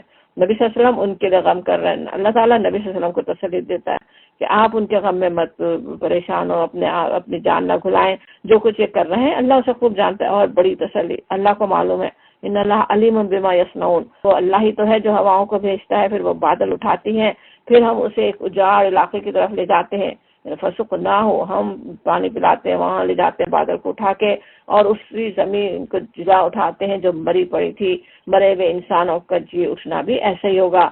اللہ تعالیٰ دنیا میں تمہیں دکھا رہا ہے، اسی طرح آخرت میں کرنے والا ہے۔ من کان یرید العزت، جو کوئی عزت چاہتا ہے اسے معلوم ہونا چاہیے کہ ساری کی ساری عزت اللہ کی ہے۔ اب یہ سمجھ میں آتا ہے کہ کس طرح دنیا میں عزت کے لیے ان لوگوں کو بھی کیا تھا، جو بتاؤں سے جو عزت ملی ہوئی ہے وہ ہاتھ سے نہ چھن جائے، اسی طرح کتنے ہی انسان دنیا میں عزت اپنی خراب نہ ہو کہیں اس کے لیے اپنے رب کو ناراض کر رہا ہوتا ہے نا۔ بتایا جا رہا ہے کہ ساری عزت تو اللہ کے لیے، اللہ ہے عزت دینے والا، اس کی خوشنودی میں جو ملے گی عزت، جو اس کی اطاعت میں جو عزت ملے گی وہ اصل عزت ہے نا۔ اور یہ کہ اس کے ہاں جو چیز اوپر چڑھتی ہے وہ کیا ہے، اس سے پاکیزہ قول ہے، کلیم الطیب، جو سچا کلمہ، حق کا کلمہ ہے، وہ اوپر چڑھنے والا ہے، وہی اصل باقی رہنے والا ہے۔ سورہ ابراہیم میں جیسے کلمہ طیب کی جو بات پڑی تھی وہ بھی ذہن میں ہوگی، اور یہ کہ جو سچی بات کرے وہ اوپر پہنچتی ہے، اور عمل صالح اس کے اوپر چڑھاتا ہے۔ صرف لا الہ الا اللہ ہی پڑھ کے ہی نہیں رہ جائے، اس کے پیچھے عمل جو کرے وہ اس کو اوپر چڑھاتا ہے، وہ اصل عزت دینے والا ہے۔ اور یہ کہ رہے وہ لوگ جو بےہودہ چال بازیاں کر رہے ہیں ان کے لیے سخت عذاب ہے، اور ان کا مکر خود ہی غارت ہونے والا ہے۔ اللہ نے تم کو مٹی سے پیدا کیا، پھر نطفے سے، پھر تمہارے جوڑے بنا دیے۔ کوئی عورت حاملہ نہیں ہوتی، نہ بچہ جنتی ہے، مگر یہ سب کچھ اس کے اللہ کے علم میں ہوتا ہے، اور کوئی عمر پانے والا عمر نہیں پاتا، اور نہ کسی کی عمر میں کچھ کمی ہوتی ہے، مگر یہ سب کچھ ایک کتاب میں لکھا ہوا ہے، پہلے سے سب لکھا ہوا ہے اللہ کی کتاب میں۔ ان ذالک علی اللہ یسیر، اور اللہ کے لیے بہت آسان کام ہے۔ اور پانی کے دونوں ذخیرے یکساں نہیں ہیں، یہ نشانی بھی بار بار قرآن میں ہم دیکھتے ہی آ رہے ہیں کس طرح سے کہ ایک ھذا عذب فرات، ایک میٹھا پانی اور پیاس بجھانے والا، پینے میں خوشگوار، اور دوسرا ملح اجاج، سخت کھاری کے حلق چھیل دے، مگر دونوں سے تم تر و تازہ گوشت حاصل کرتے ہو، پہننے کے لیے زینت کا سامان نکالتے ہو، اور اسی پانی میں تم دیکھتے ہو کہ کشتیاں اس کا سینہ چیرتی چلی جاتی ہیں تاکہ تم اللہ کا فضل تلاش کرو اور اس کے شکر گزار بنو۔ زمین و آسمان سے رزق دے رہا ہے، نباتات اگ رہی ہے زمین و آسمان کی قوتوں سے، پھر یہ سمندروں کا کس طرح سے کیا بہترین پاکیزہ رزق انسان کی صحت کے لیے انتہائی فائدہ مند، وہ چیزیں وہاں سے تر و تازہ گوشت مہیا کر رہا ہے، اور پھر اس سے کشتیوں کو بھی چلانے کا فائدہ اٹھاؤ۔ پھر یہ کہ وہ دن کے اندر رات کو، رات کے اندر دن کو پروتا والے آتا ہے، چاند اور سورج کو اس نے مسخر کر رکھا ہے، ہمارے لیے کام کر رہے ہیں، جیسے ہمیں ضرورت ہے اس طرح کام کر رہے ہیں۔ یہ سب کچھ ایک وقت مقرر تک چلے جا رہا ہے۔ وہی اللہ جس کے سارے کام ہے تمہارا رب ہے، ذالکم اللہ ربکم لہ الملک، بادشاہی اسی کی ہے، اسے چھوڑ کر دوسروں کو تم پکارتے ہو، وہ ایک پرے کاہ کے بھی مالک نہیں ہے۔ لا یملکون من قطمیر آتا ہے، قطمیر کا ہے تو بالکل کھجور کے اندر جو ایک پتلی سی جھلی گھتلی کے ساتھ لگی ہوئی ہو، تو اس کا بھی مالک نہیں ہے۔ ان دوسرے جن کو بھی اللہ کو چھوڑ کر پکارتے ہیں وہ تو تو ذرا سی بھی چیز کے بھی مالک نہیں ہے.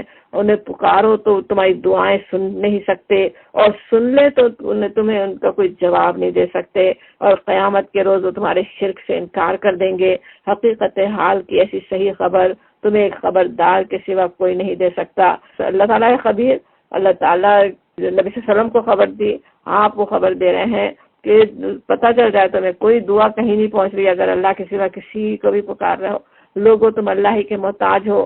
انتم الفقراء الی اللہ، اللہ هو الغنی الحمید. اللہ تو غنی اور حمید ہے، بے نیاز ہے، تمہاری دعاؤں سے بے نیاز ہے، تمہاری بندگی سے بے نیاز ہے، خود ہی وہ تعریف کے قابل ہے. تمہاری تعریف، تمہاری حمد کا وہ محتاج نہیں ہے.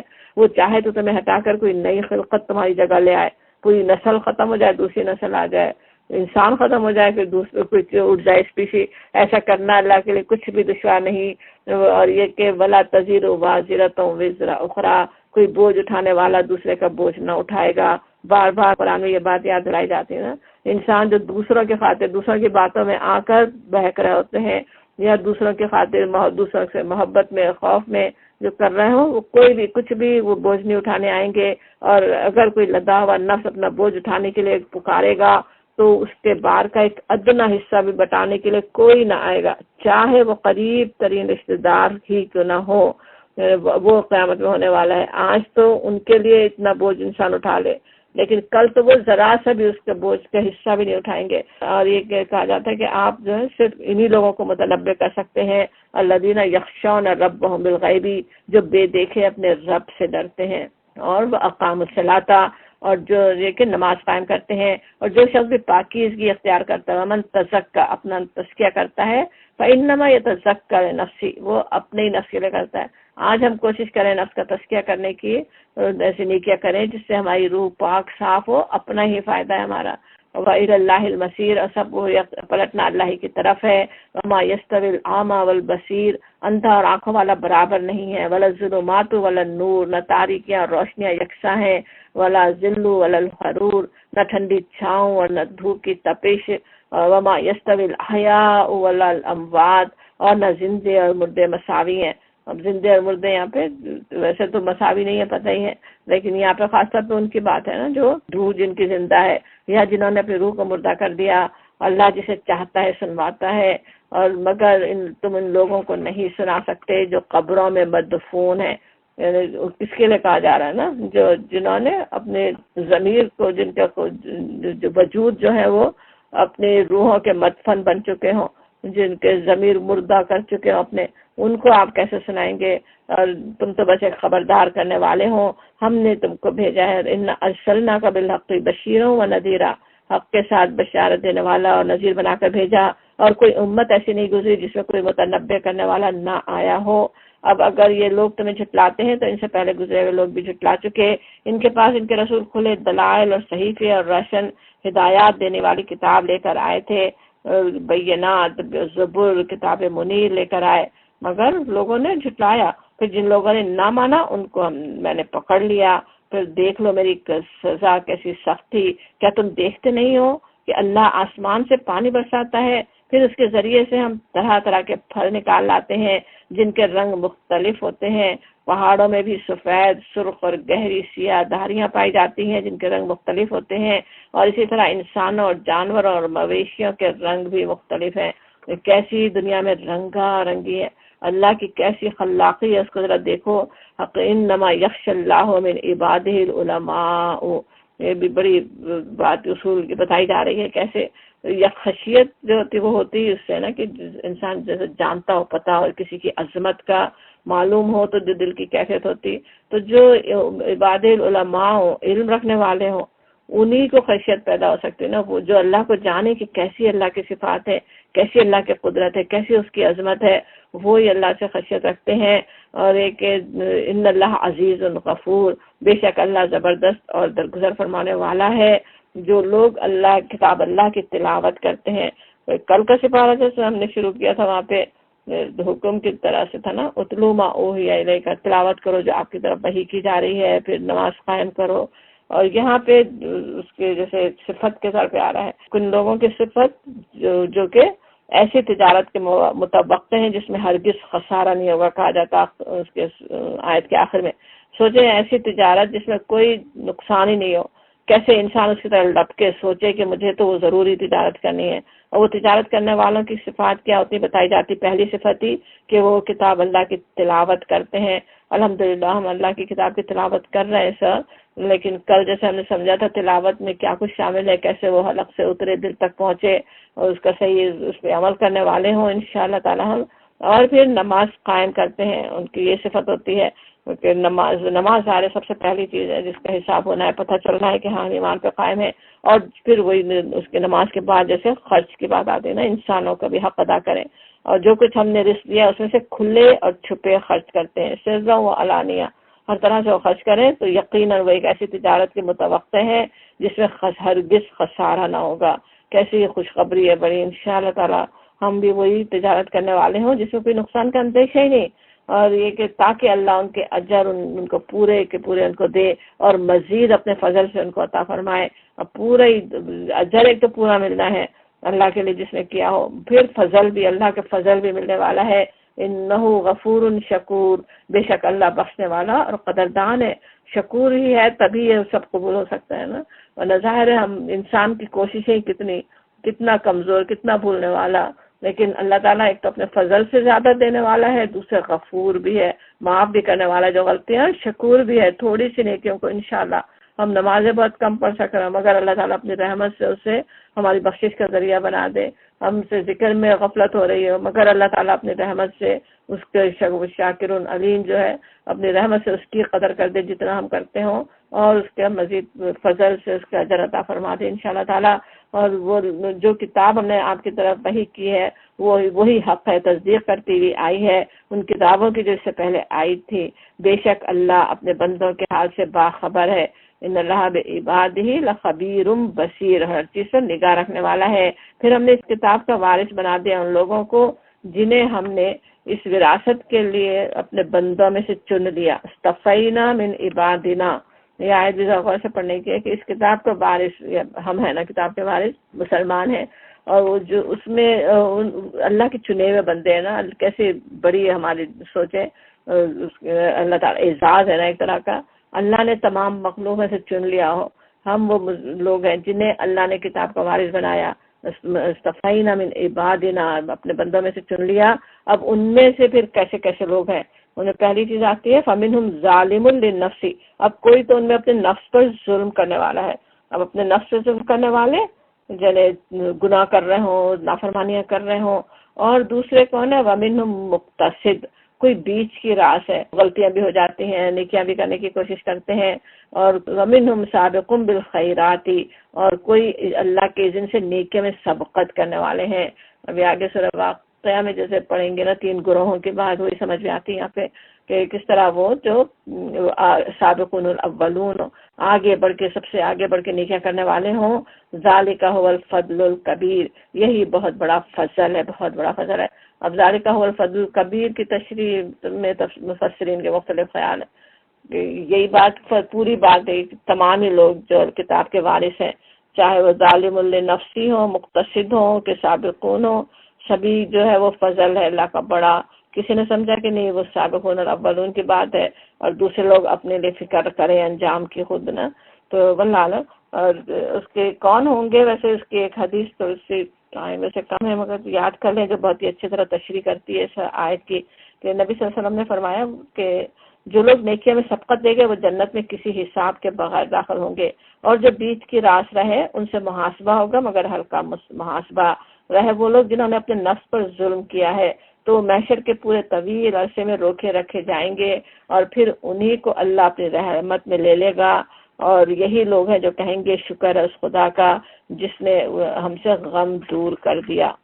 کہا جا رہا ہے کہ اب ان کے ایک تو فضل کبیر ہے ان کے لیے، اور پھر کہا جاتا ہے کہ وہاں ان کے لیے جیسے ہمیشہ رہنے والی جنتیں جن میں یہ لوگ داخل ہوں گے، اور انہیں سونے کے کنگنوں اور موتیوں سے آراستہ کیا جائے گا، ان کو جیسے کیا جا رہا ہو، اور وہاں ان کا لباس ریشم کا ہوگا، اور وقال الحمدللہ الذی، وہ کہیں گے شکر ہے اس اللہ کا، اذهب ان الحزن، جس نے ہم سے غم دور کر دیا، ان ربنا لغفور شکور، اور بے شک ہمارا رب بہت ہی معاف کرنے والا، بخشنے والا اور شکور قدر فرمانے والا ہے، جس نے ہمیں اپنے فضل سے ابدی قیام کی جگہ ٹھہرا دیا۔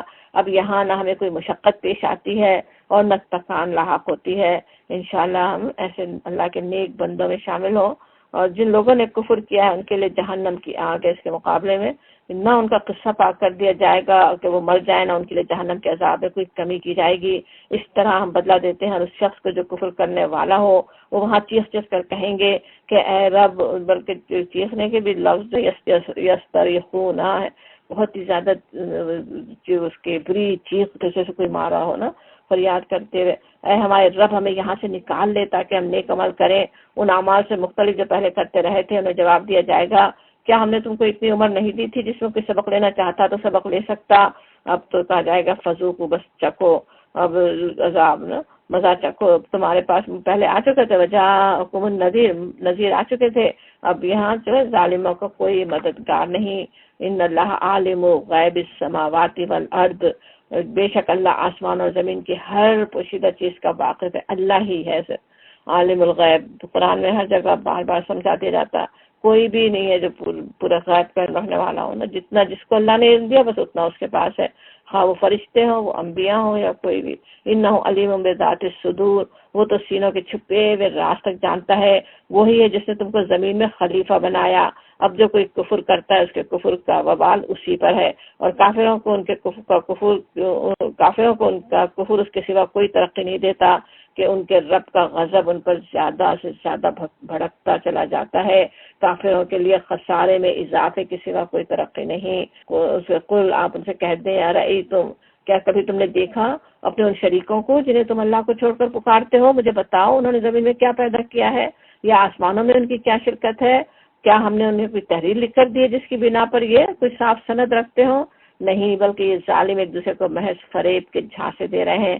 حقیقت یہ ہے کہ اللہ ہی ہے جو آسمان اور زمین کو ٹل جانے سے روکے ہوئے، یم سے کو جیسے پکڑا ہوا ہو، سوچے کیا کچھ اوپر سے گر سکتا ہے ہمارے اوپر، شہاب ساقی بھی کہ بارش ہو سکتی ہے، وہ اللہ تعالیٰ ہے جو تھامے ہوئے آسمان اور زمین کو ٹل جانے سے روکے ہوئے ہے، اور اگر وہ ٹل جائے تو اللہ کے بعد کوئی دوسرا نہیں انہیں تھامنے والا نہیں۔ بے شک اللہ حلیم غفورا ہے، حلیم اور درگزر کرنے والا ہے۔ یہ لوگ کڑی کڑی قسمیں کھا کر کہتے ہیں کہ اگر کوئی کرتے تھے کہ کوئی خبردار کرنے والا ان کے ہاں آ گیا تو یہ دنیا کی ہر دوسری قوم سے بڑھ کر راستہ ہوتے، مگر جب خبردار کرنے والا ان کے پاس آ گئے، نذیر آ گئے، تو ان کی آمد نے ان کے اندر حق سے فرار کے سوا کسی چیز کا اضافہ نہ کیا۔ یہ زمین میں اور زیادہ استکبار کرنے لگے اور بری بری چالیں چلنے لگے، حالانکہ بری چالیں اپنے چلنے والوں کو لے بیٹھتی ہیں۔ یہ بھی سمجھ میں آتا ہے نا، بری چالوں کا انجام کیا ہوتا ہے نا، وہی جیسے ہمارے پاس اردو میں کہتے ہیں نا، اپنا خود کسی کے لیے کنواں کھودیں تو خود ہی اس میں گر جائے، کسی لیے گڑھا کھودیں اگر تو خود ہی گر سکتے ہیں۔ تو بالکل وہی بات ہے کہ خود ہی بری چالیں جو ہے انہی کو لے بیٹھتی ہیں، اپنا ہی نقصان کرتے ہیں نا، دوسروں کے لیے کوئی نقصان پہنچانے کی اگر کوشش کرے۔ اب کیا یہ لوگ اس کا انتظار کر رہے ہیں کہ پچھلے قوموں کے ساتھ اللہ کا جو طریقہ رہا ہے وہ ان کے ساتھ بھی بڑھتا جائے، یعنی عذاب کا انتظار کر رہے ہو؟ یہی بات ہے تو تم اللہ کے طریقے میں ہرگز کوئی تبدیلی نہ پاؤ گے، تم کبھی نہ دیکھو گے کہ اللہ کی سنت کو اس کے مقرر راستے سے کوئی طاقت پھیر سکتی ہے۔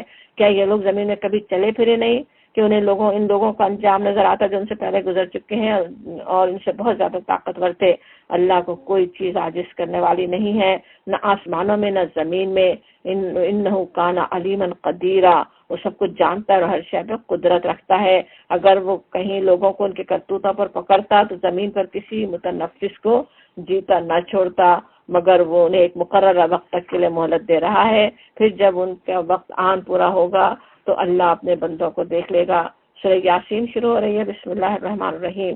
سورہ یاسین کی اہمیت سب کو پتہ ہی ہے، بہت کیا کچھ ہے۔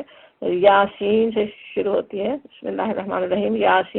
یاسین کا یہ بھی حروف مقطعات ہی ویسے تو سمجھے زیادہ تر مفسرین نے، یہ مگر کچھ نے یہ بھی سمجھا کہ کسی جیسے اے انسان کہا جا رہا ہو، کسی نے سمجھا یا سید، اور اسی سے پھر نبی صلی اللہ علیہ وسلم کا خطاب سمجھا، واللہ عالم۔ تو لیکن حروف مقطعات ہی کی طرح قرآن کے بعد فوراً آ رہی والقرآن الحکیم، قسم ہے قرآن حکیم کی، انک لمن المرسلین۔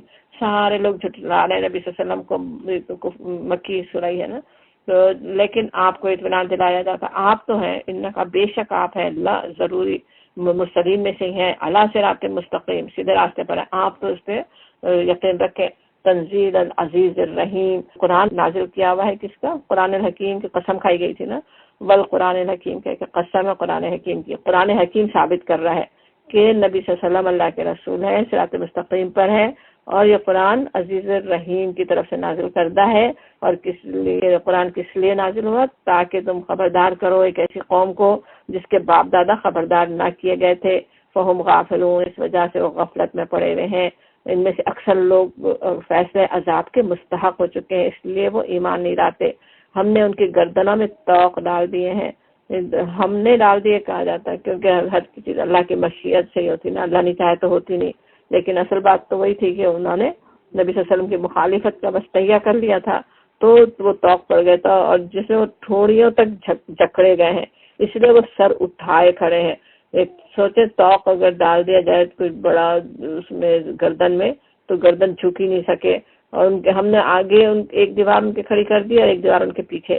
ان کی ساری تصویر جو کھینچی جا رہی ہے، جو کٹے کافر ہوں، ایک بات کیا تھی، وہ جھکنے کو تیار نہیں ہے، اکڑے ہوئے، گردن ایک ٹوکری نہیں ہے، اور اس کی وجہ سے نہ وہ یا تو پیچھے ماضی کو دیکھ کر کوئی سبق لیتے ہیں، نہ اپنے آگے کے انجام کو سوچ کر اس اپنے آپ کو نصیحت دے رہے ہوں، ایسے ان کی گردنیں اکڑی ہوئی ہیں۔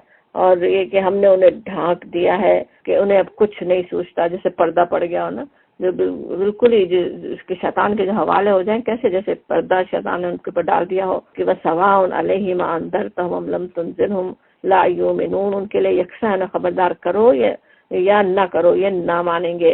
اب نبی صلی اللہ علیہ وسلم کو پہلے ہی جیسے سمجھایا بتا دیا جاتا ہے کہ اکثریت نہیں ماننے والی ہے، آپ کو جیسے اس لیے تیار رہنا ہے، لیکن انما سوائے اس کے، مگر اسی میں کوئی ایک ایسے بھی ہوں گے، تنذر من اتبع الذکر، آپ خبردار اس شخص کو کر سکتے ہیں جو اتباع کرے الذکر کا، جو نصیحت کی پیروی کرے، وخشی الرحمن بالغیب، اور خشیت کرے رحمان سے بغیر دیکھے، غیب پر ایمان لانے والا ہو۔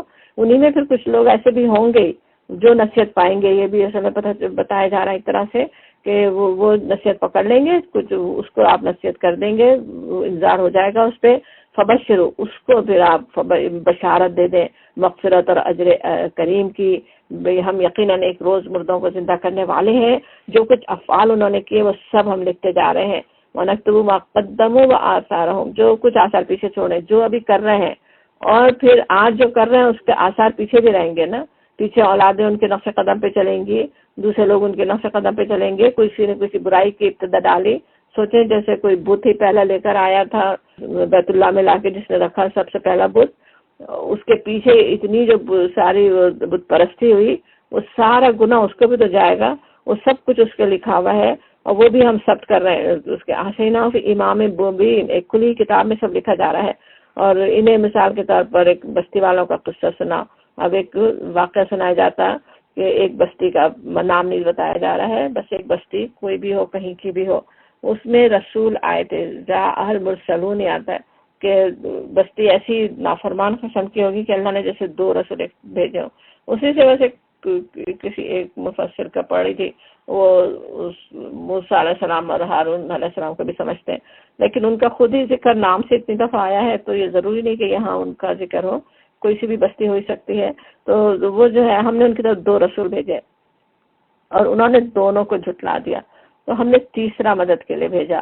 اب اور سب نے کہا کہ ہم تمہاری طرف رسول کی حیثیت سے بھیجے گئے ہیں، کہ تینوں نے مل کے دعوت دی، 3 رسول اب دعوت دے رہے ہیں، لیکن بستی والوں نے کہا تم تو کچھ نہیں ہو، ہم الا بشر مثلنا، بالکل وہی بات جو وہ کفار مکہ کہہ رہے ہو کہ کچھ نہیں ہو مگر ہم جیسے، تم تو انسان ہو، اور ایک رحمان نے ہرگز کوئی چیز نازل نہیں کی، ان انتم الا تکذبون، تم بس جھوٹ بولتے ہو۔ رسولوں نے کہا ہمارا رب جانتا ہے، ربنا یعلم ان الیکم لمرسلون، کہ ہم تمہاری طرف ضرور رسول بنا کے بھیجے گئے ہیں، وما علینا الا البلاغ المبین، اور ہمارا کام تو ہے پوری طرح پہنچا دینا، بات کو صاف صاف کھول کے بتا دینا، ہمارے ذمہ وہ ہم بتا رہے ہیں۔ اور پورے واقعے کے اس میں کس طرح اس وقت کے بھی حالات آ جاتے ہیں نا، بالکل وہی چیزیں نبی صلی اللہ علیہ وسلم کے ساتھ ہو رہی، وہی باتیں نبی صلی اللہ علیہ وسلم سے ہو رہی ہیں۔ بستی والے کہنے لگے کہ ہم تو تمہیں اپنے لیے فعال بد سمجھتے ہیں، اگر تم باز نہ آئے تو ہم تمہیں سنگسار کر دیں گے۔ نبی صلی اللہ علیہ وسلم کو بھی ویسے کہتے بھی تھے نا کہ بھائی کو بھائی سے لڑا دیا، خاندانوں میں جدائی کر دی، نعوذ باللہ، ایسے باتیں بنا رہے ہوتے تھے نا، وہی بات وہ رسولوں نے سے کہی گئی کہ تم جیسے نحوست لا رہے ہو ہماری بستی میں، اور یہ کہ ہم تمہیں رجم کر دیں گے، سنسار کر دیں گے، اور ہم سے تم بڑی دردناک سزا پاؤ گے، عذاب علیم۔ رسولوں نے جواب دیا قالوا طائرکم معکم، تمہاری فال میں تمہارے اپنے ساتھ لگی ہوئی ہے، کیا یہ باتیں تم اس لیے کرتے ہو کہ تمہیں نصیحت کی گئی؟ اور اصل بات یہ ہے کہ تم حد سے گزرے ہوئے لوگوں، قوم مسرفون ہو، اصل زیادتی کرنا چاہتے ہو، جو کچھ زیادتیاں کر رہا ہو وہ چھوڑنا نہیں چاہتے، اس لیے بس تم یہ ہمیں کہہ رہے ہو۔ اتنے میں وجا من اقصى المدینہ تھی، ایک اقصا کہیں تو دور سے، مضافات سے، سب دور صبر سے، کوئی باہر کے گاؤں سے آ رہا ہو کوئی شخص، اور وہ شخص جس نے خود سے رسولوں سے بات نہیں سنی مگر بات پہنچی کان میں، اور وہ ایمان بھی لے آیا، اور لا کر پھر ایسا بھی نہیں کہ خود ایمان لا کے بیٹھے، اس کو طرف کیسی ہے کہ پوری قوم کو بھی دعوت دے، سمجھائے، وہ جلو یسا دوڑتا ہوا آتا ہے، ایسا لگتا ہے نا جیسے کوئی رجمی کرنے جا رہے ہو، جو اسی وقت وہ دوڑتا ہوا آئے کہ اپنے قوم کو سمجھائے۔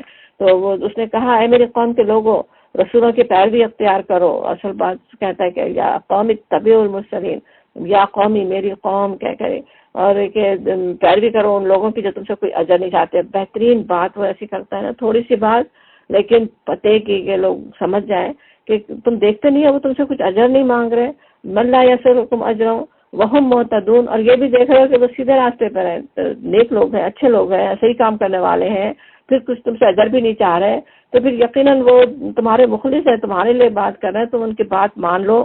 وہ ان کو قائل کرنے کی کوشش کرتا ہے۔ اس شخص کے ذات میں ہم سب کے لیے بڑا نمونہ بھی ہے نا، یہ نہیں سوچ رہا کہ تین رسول ہیں وہ دعوت دے رہے ہیں، بس وہ اپنا کام کر لیں، اور بیچ قوم بھی فری بھی ہے اس میں کیوں اپنے آپ کو عذاب میں گرفتار کروں، ایسی کوئی بات نہیں ہے۔ وہ اپنا بھی فرض سمجھتا ہے، قوم کی درد مندی ہے، خیر خواہی ہے، چاہتا ہے قوم مان لے، اپنے آپ کو عذاب میں نہ مبتلا کرے، اس کے لیے وہ آ کے خود بھی دعوت دیتا ہے، خود اپنی بات کرتا ہے اپنے قوم سے کہ تاکہ وہ قوم بات سن لے، اور بھی بات جو کرتا ہے وہ بھی اسی طرح بہت ہی سمجھانے والی بات ہے اس کی۔ انشاءاللہ تعالی ہم اگلی کلاس میں اپنے پڑھتے ہیں۔ وآخر دعوانا الحمدللہ رب العالمین۔